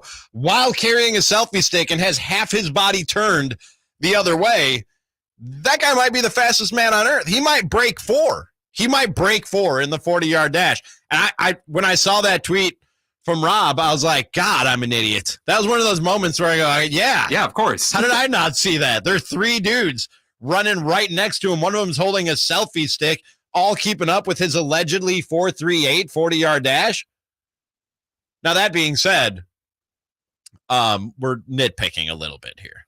The guy is 48 years old and is still running real fast, man, and is still in ridiculous shape. Did you see T.O.? I think he's still rocking an 8-pack in that video, dude. That's just, I hate guys like that. You know what I mean? I shouldn't, but I do. I'd kill you, Chris, to have that 8-pack for a day. You know what I mean? If he could run real fast, do you know who would be a great matchup with him? Somebody who could throw the ball far. Thing with Jimmy. Jimmy could throw the ball and throw it real far. Bring back T.O.? Is that what you're saying? Along with Jimmy? Yeah. You want to bring back T.O. to the 49ers? Like the old timers game for the Niners. Wasn't he out there, like, I want to say 2 years ago, saying I could still play in the NFL if somebody wants to give me a call? Wasn't he part of that league where like the fans pick the plays? Yes, he was. But I think he was trying to get back into the NFL. Who was the quarterback? I remember it was like, I don't remember. Was there a notable quarterback? Was it Baker Mayfield in the all-fan league? Yeah, I think so. Oh, I think you're right. I think it was Baker Mayfield to T.O. I think that was the connection in the all-fan league. You know, that thing didn't work out. Huh. Yeah, I know. I thought they had something there. I really thought that they had something there in the all-fan league. I bet T.O. is going to sound like one of those crazy sports talk radio host statements. T.O. probably is still better than like 10% of the receivers in the NFL. I think so. At 48. It's like, well, I mean, Jerry Rice went for a long time where he was like on the Denver Broncos practice team. Yeah. And it still looked like he could go. Looked like he could put a guy on the ground and get up and get that ball. The problem is doing that for 17 weeks. So I'm still, whatever it wasn't 4.38. And thank you, Rob, for shining a light on how much of an idiot I am. And a lot of us were in watching that and going, oh yeah, he did. That's cool. Like, no, he didn't, man. He didn't. It just doesn't add up. But still, I'm impressed. Whatever it was, I'm impressed. Dude can move at a high speed and looks amazing. Right after this, an angle on the whole Trey Lance shoddy offensive line situation that I hadn't considered. I disagree with, but I think it's worth considering. And we will right after this. Cattles and Ramie.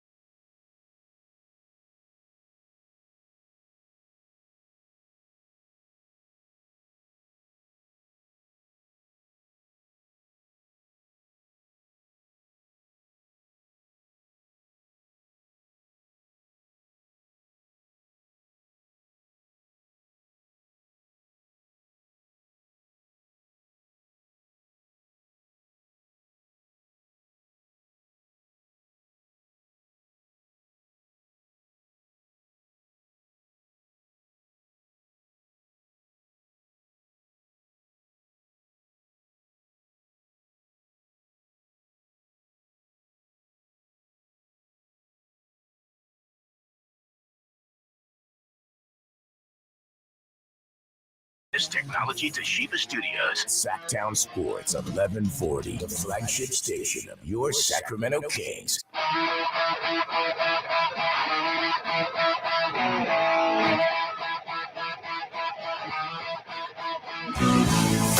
It's the new spot for local sports talk in the afternoon. Cattles and Ramie. Sactown Sports 1140. That's the show. No Cattles, just Ramie. Hour number 3, not quite a full hour, taking you to just past the bottom of the hour, right up to A's baseball here on Sactown Sports. You can be a part of the show. You can give us a call, 800-920-1140. Shoot a text, 916-339-1140. And you can always comment at youtube.com/Sactown Sports. Should I get the ticket giveaway out of the way right here at the top of the hour for Lod? We have a pair of tickets to see Allison Chains and Breaking Benjamin perform at the Toyota Amphitheater on September 7th. We're going to have them text to win, 916-339-1140. Verlad, what's the word to text for a chance to win these tickets? Benjamin. Text Benjamin to 916-339-1140 for your chance to win a pair of tickets to see Allison Chains and Breaking Benjamin perform at the Toyota Amphitheater on September 7th. Is Trey Lance the perfect QB for this offensive line? Give us a call, 800-920-1140. You can also text 916-339-1140. Or like I said, comment at youtube.com/Sactown Sports. Because Tim Kawakami essentially makes that case in his column at The Athletic today. And I always read Tim's stuff since coming into the market and covering this 49ers team and talking about them on a day-to-day basis. So he's one of those guys where even if he says something I disagree with, I have to give it some serious consideration and go, maybe he's right and I'm wrong, because I think he's smart and he knows what he's talking about. You know what I mean? He's one of those dudes where even if I disagree, I got to look at it and go, well, maybe he has a point. You know what I mean? And he essentially makes the case that, yes, this offensive line, it's got some questions. It's had some issues throughout training camp with a brand new interior 3, with your right tackle having platelet-rich plasma injections into his knee, on the same leg that he had quad surgery on last year. And in last night's game, in the final preseason game, where the 49ers couldn't move the ball on the ground, couldn't put a point up on a bad Houston Texans defense, you saw Spencer Burford allow 3 pass rushes or pressures allowed. Jalen Moore 2, Justin Skule 2, Colton McKivitz 1, Aaron Banks 1, Jason Poe 1. That's 10 pressures. Jake Brendel was the only one who didn't allow 1 pressure during his time on the field. That's a problem, man. And I would think it's especially a problem with a first-year starter and a guy who is lacking in experience. Since he played his final game at Marshall High School in Minnesota in 2017, Trey Lance has attempted just 318 passes in college, 71 in the NFL. In the past 2 NFL seasons, he has 57 more pass attempts. I would think that an offensive line that's not giving a guy time is a problem. And Tim isn't saying it's not a problem. But here's the case that he makes for why Trey Lance may be just what the doctor ordered for this particular 49ers team. He says if the 49ers ever needed a mobile QB, it's this season, when the roster is stocked with top-line talent except in the middle of the offensive line and maybe at right tackle too. The 49ers are good enough to get to the Super Bowl even with sketchy play at the guard spots and center, ... if they've got a QB who can elude pass rushers flying in his face and cause chaos by forcing the defensive front to honor his ability to get to the edge and run it himself. That's not Garoppolo. It might be Lance. Maybe the 49ers got to this by accident because nobody anticipates sieve conditions at offensive line, but this is also one of the larger reasons they selected Lance last year. Kyle Shanahan wants him to throw it methodically from the pocket, but the bonus is that Lance should be able to turn some broken plays into big gains. So he's saying with an offensive line that's going to break down, where there are going to be some problems, You want a quarterback that can run the football, that can get to the edge, that can make teams pay if they take a bad angle on him. And that's a fair point. That's a really good point, actually. And I do think that that's something that will come in handy for Trey Lance. But we've talked a lot. I keep bringing up the balancing act, the high wire act of developing Trey Lance into the quarterback that you want him to be while also contending for a Super Bowl. That's not something that a lot of teams need to do. That's not a balance that a lot of teams need to find. When you draft a guy in the top 5 who you expect to be a franchise quarterback, it's usually because you're terrible and you're not trying to win games anytime soon. So you put your full efforts and full force of the organization and the team into developing that guy and understanding that there will be some growing pains. I've also talked about the science of playing quarterback versus the art of playing quarterback. We know that Trey Lance has the science, or excuse me, has the art of playing quarterback down, the instinctual things that you can't really coach. But when you talk about, as Tim does in his article, Kyle Shanahan and wanting him to throw it methodically from the pocket, that's the science of playing quarterback. And that's something that takes time and development and the opportunity to stand back there and read defenses and pick teams apart. And when you don't have that, it tends to stunt the growth or maybe even stop the growth of a quarterback when it comes to that particular aspect of his game. You don't want Trey Lance to have to lean on the athleticism, to have to lean on his ability to do something when plays break down in his first year as a starter. That's not going to aid in his development. Now, does it give them a plan B or a fallback when things do break down that Jimmy G didn't give you? Yeah, but if you want Trey Lance to be a better quarterback than Jimmy Garoppolo, more effective all-around quarterback than Jimmy Garoppolo, you got to give him the chance to stand in the pocket clean frequently and work the science of being a quarterback and pick defenses apart, not always be running for his life as he has been for much of this preseason. I think we had audio of Shanahan talking about that, where he wants a quarterback to say like, hey, I'll have that in my back pocket, but not something where, oh, I always need to constantly run because I don't know where I'm going to throw it to. Exactly. Yeah. Do we have that? I can find it. All right. We'll have that for you in a second.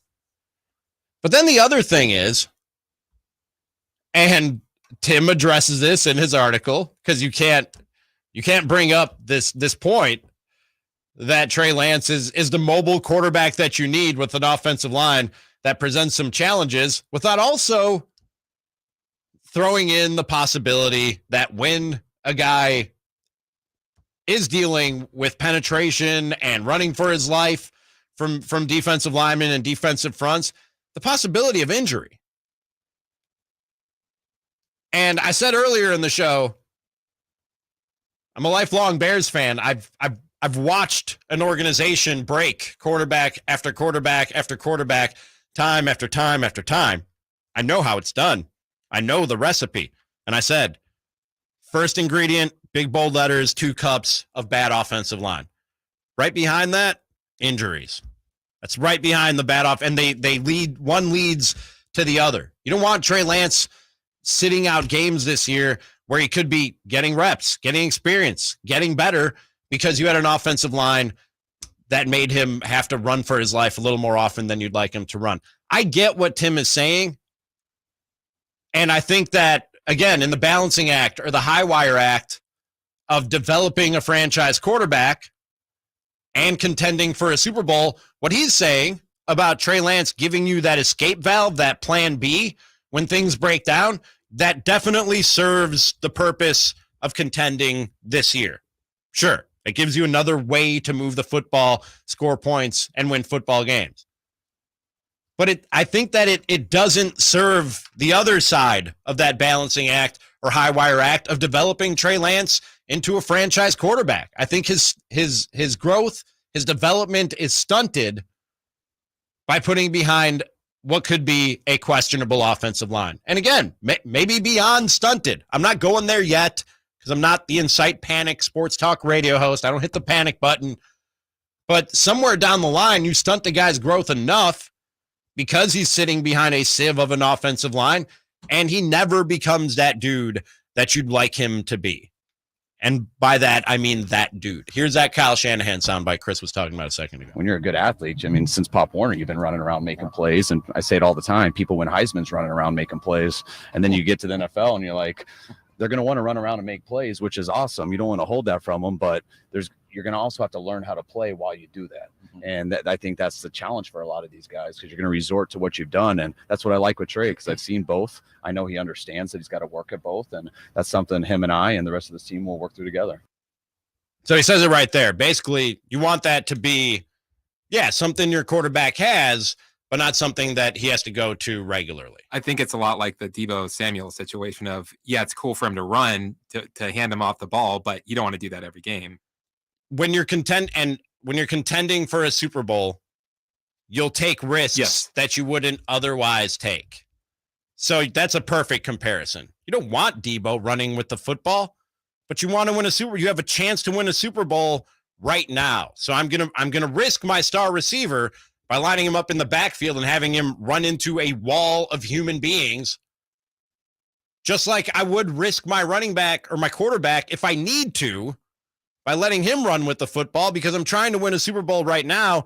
But at the same time, I don't think it's serving the other purpose that Trey Lance has this year, which is becoming that dude for this football team. Again, I get what Tim is saying. It serves the purpose of contending. It doesn't serve the purpose of growth and development for Trey Lance. In a way, he is the perfect quarterback for this offensive line, but that offensive line ain't helping Trey Lance become a better quarterback if it continues to perform the way that we've seen it perform throughout the preseason.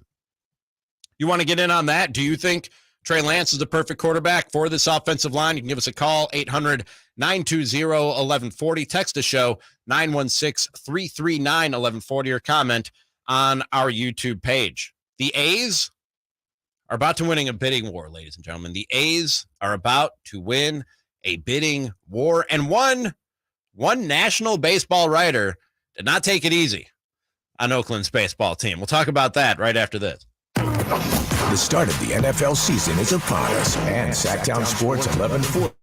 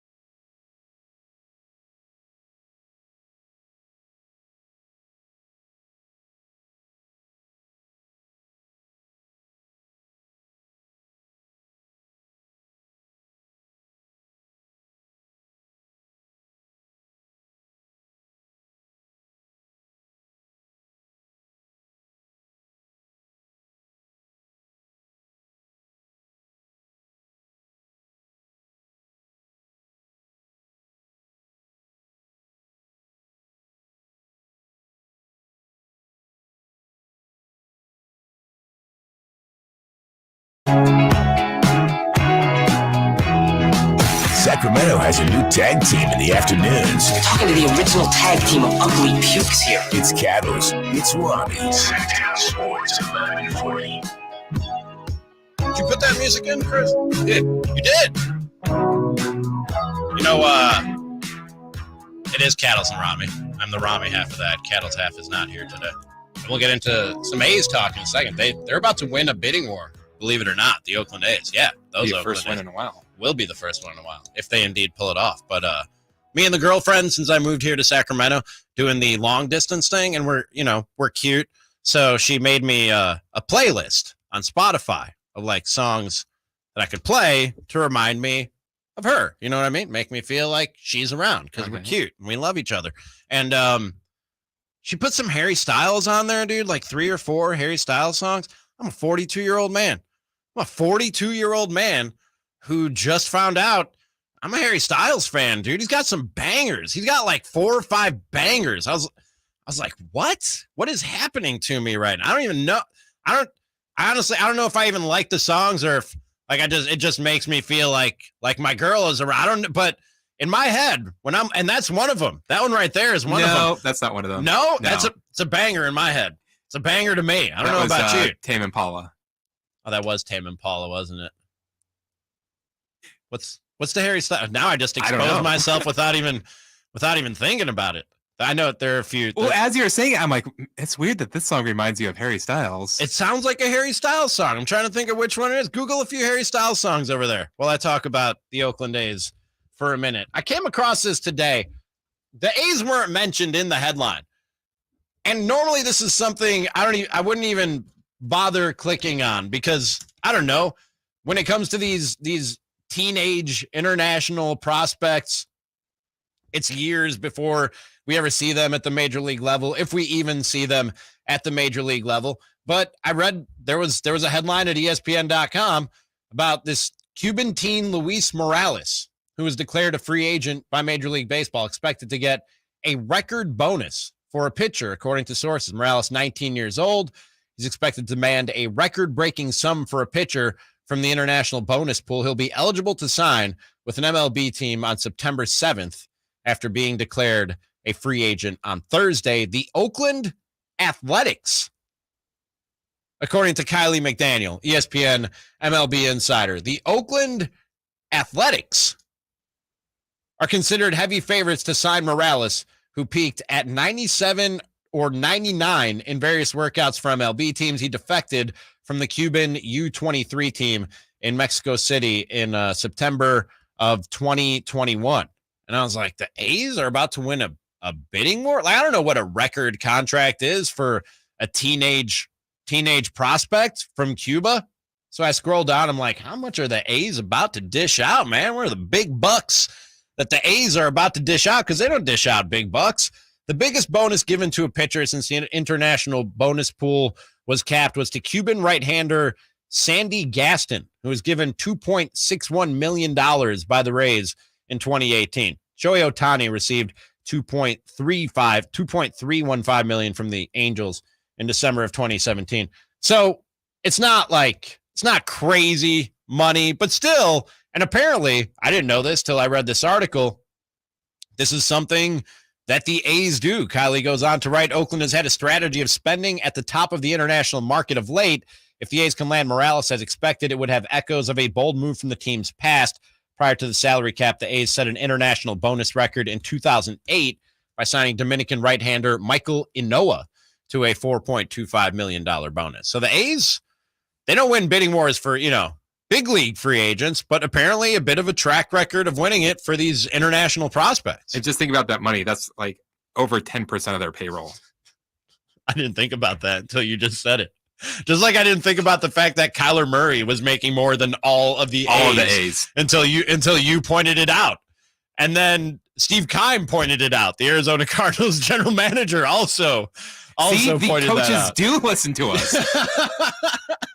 Yes, they do.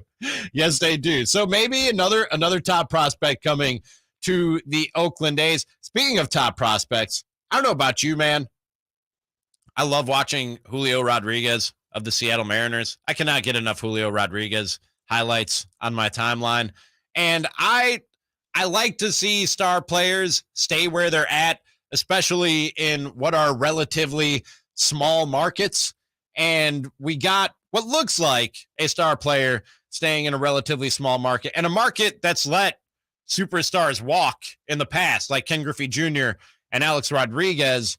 The Seattle Mariners are finalizing, as according to Jeff Passan, a massive long-term extension that guarantees Julio Rodriguez, J-Rod, $210 million and could max out at $470 million, which would be the richest deal in American sports history, according to ESPN and sources on Friday. The deal is expected to be announced soon. The base of it is 120. It lasts through 2029. I thought it'd be a longer deal than that with all that it could end up to being $470 million in what, 7 years? That's wild, man. Now, again, the guaranteed money is $210 million, and then there are incentives, et cetera, et cetera. But good for the Mariners for locking that dude down, because I see guys like Julio Rodriguez do things for the Mariners. That O'Neal Cruz kid, who's just a freak for the Pirates, he literally has the hardest hit ball and the fastest thrown ball in the StatCast era in like 60 major league games. I see guys like that, and I just go, all right, when do they hit the trade market? Because teams like the Mariners and the Pirates don't keep guys like that. And so I'm always glad, I'm always happy to see when organizations can, especially like I said, the smaller market organizations can keep their superstars in-house. There's really no excuse not to. I know small markets don't have the revenue of big markets, but when you look at some of these TV deals, they can afford it. It just affects their profit margins more than it does the bigger markets, but they can certainly afford it. I'm not here to pile on the Oakland A's, just to jump back to them real quick, and I'm not going to spend a lot of time on this, and Chris, you pointed me in the direction of this article yesterday.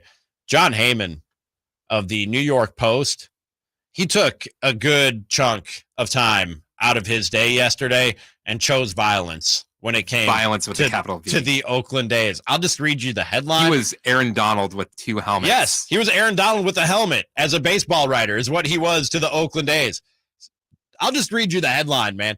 A's embarrassing tank job sinking team to newfound dysfunction. And he, dude, like I said, he took a good chunk of time out of his day to lay out everything that's going wrong in Oakland right now. And I hate to read this stuff, and I hope they turn around and get this thing figured out in Oakland, but he's right, man. Like, it's a chicken or the egg thing, as he kind of talks about in the article of, well, they want a new stadium, but they're not putting the product on the field that would warrant the money that would go into a new stadium. Then you go, well, they don't have the stadium to warrant putting that kind of money on the field. And it really is just, you go in circles with this, man. And the thing I always talk about, and it's a big fear of mine looking at the A's franchise, if they do what the Marlins did, to where they push the city to I'm pretty sure the city's not going to go all in like Miami did with the Marlins, but to put all that money into a stadium, all the benefits go to the team spends money on players because, hey, we have a new stadium. And then once the year is over, get rid of everyone, slash prices on everyone. And then you're stuck and they're profiting. Yep. And that's exactly where this thing is at. Meanwhile, one more quick note on local baseball. After 22 memorable seasons, as I read from SactownSports.com, the Savage family announced on Friday morning that they had reached a deal to transfer majority ownership of the Sacramento River Cats to the Sacramento Kings. The Kings are buying the River Cats. We've heard about this for a few weeks now. It became official today. That's right. All under one umbrella now, the Sacramento Kings and the Sacramento River Cats. I drove past the stadium when I was on my way home from my evening adventures last night. And it's a nice ballpark from what I saw. It is a pretty cool ballpark. I might have to go check a game out. Season's over, obviously, right? Or minor league baseball season is over, right? I would think so. All right, just making sure. I just want to make sure. Is it? I don't know. The lights were on last night. Maybe I don't know. But the Kings own the River Cats now. That happened. So another thing in the port. As when the nights get like really nice and stuff, there's a place called the Barn there that they got like local brews and stuff like that. Okay, pretty cool spot to hang. You might have to check it out. I was in a cool spot of Sacramento last night that I had not seen before. Maybe we talk about that a little bit after this, and why Jim Mora Jr. maybe lose his job at Connecticut before it even starts. That's next. You asked for more 49ers coverage, and Sactown Sports 1140 listen. Let's go, Niner gang! Get all the latest 49ers news and notes online at SactownSports.com. Plus, make sure to follow us on IG at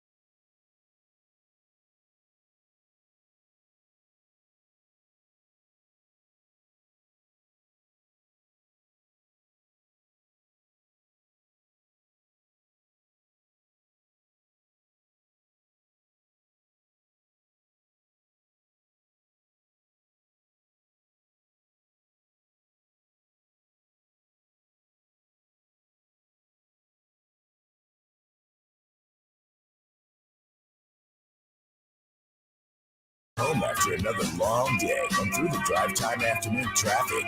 Cattles and Ramie, Sactown Sports 1140. Development in the NBA rumor mill.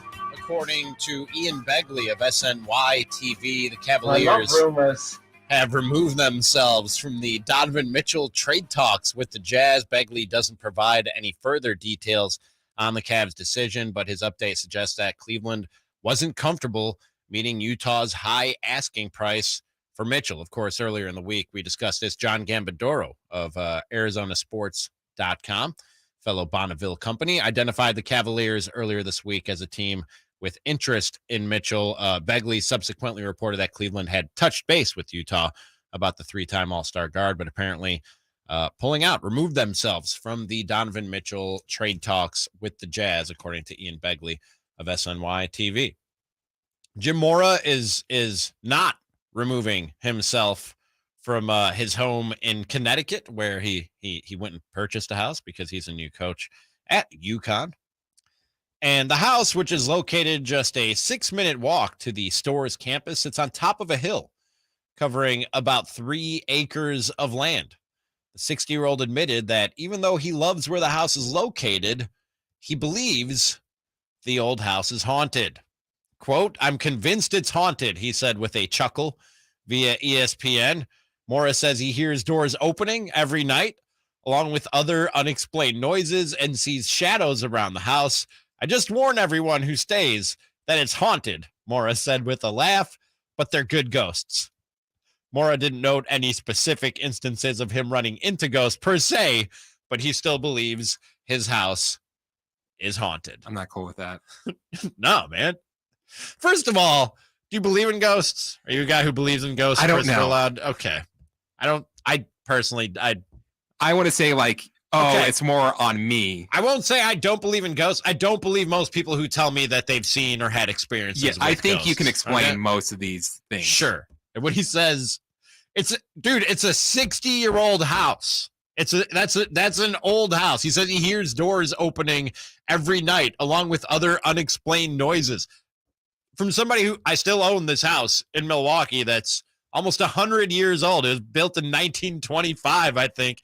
Old houses make noise. Old doors just randomly open because the foundation of your house is settling. And so the alignment of your doors is getting shifted and moved while that's happening. There's perfectly fine explanations for everything that Jim Mora is talking about here. But dude, if you think your house is haunted, how do you know that they're good ghosts? You're just going to wait around till you find out that they're not? Like, you just leave. This is every horror movie where you're like, yeah, it's haunted, but I admit they're not going to do anything. Also, the idea of a good ghost is weird. Yeah, is it Casper? Because we're talking about Casper, the friendly ghost here? What are we talking about, When you're Jim talking Mora? about ghosts, you're talking about like a person that has died, but they're still around, like walking around and stuff. So it's the idea of a person being in your house, opening doors and walking around and stuff like, oh, no, it's cool. He's just like, nah, it's fine. They're good ghosts. It's fine. I'll be fine. You know, who's this person walking around in your house? Oh, no, they're cool.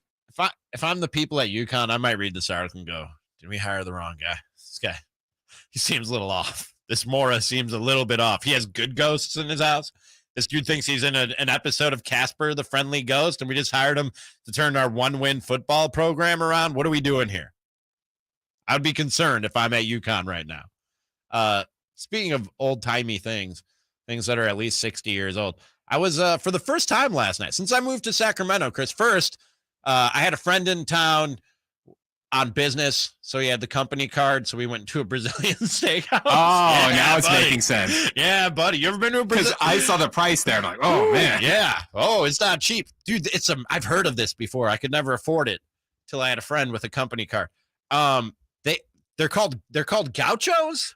And so you have a card on your table, right? Yes. You have like this card on your table. There's a green side and a red side. Yeah. If you have the green side flipped up, these dudes keep coming to your table with meat on a sword that's been it's just off the grill, and they slice it right onto your plate. Oh my God. Oh, good. You better bring it. Oh, I brought it. Believe me, I brought it. You saw those prices, Chris? I got my money's worth. I'm not even a lamb guy. I was like, yeah, let me get some of that lamb. Why not? I ate I ate everything, dude. I think multiple times I ate everything that those do. It was amazing. I couldn't recommend it more. I won't give you the name of the company because they don't pay us, but oh boy. And then I went to Old Sacramento. I haven't been to Old Sacramento yet. And when people told me there's an Old Sacramento, I didn't know that they meant Old Sacramento. I felt like I was in the Wild West out there, dude. Like the wooden boardwalks instead of sidewalks that they have. It was my buddy said, he was like, it's almost, he hasn't been to Sacramento either. He was like, it's almost like Disneyland, like a theme park. Like somebody designed this and built this to look like old-timey times, but that's actually just things that are still standing from Old Sacramento, huh? I had no idea. It's a cool little spot, though. It's a cool little area. No, it's not. There was at the bar that we were at. Just a quick PSA. There was like a fight that almost brewed at this bar that we were at, and like it spilled outside, and everybody went to go see, and I stayed right at my table. People are shooting out here, man. Don't go see what's happening when the fight breaks out and catch a stray. Stay as far away from it as possible. What are you doing? Fight that natural instinct to be like, oh, I gotta see this. No, you don't. It's a fight. Somebody might throw a punch. Somebody might get punched. That's all you're going to see. You've seen it before. It's not worth it, man. Go the other way. That's today's Ramie's piece of wisdom on Cattles and Ramie here on Sactown Sports 1140. Thanks to all of you for listening to Cattles and Ramie. Thanks to Verlad on the other side of the glass. We'll be back on Monday starting at 3. You sure? You know we got your back like chiropractic. If that do you dirty, we'll wipe her solace and detergent. Now hurry. Hey kids, it's Carmichael Dave talking about Capital Casino.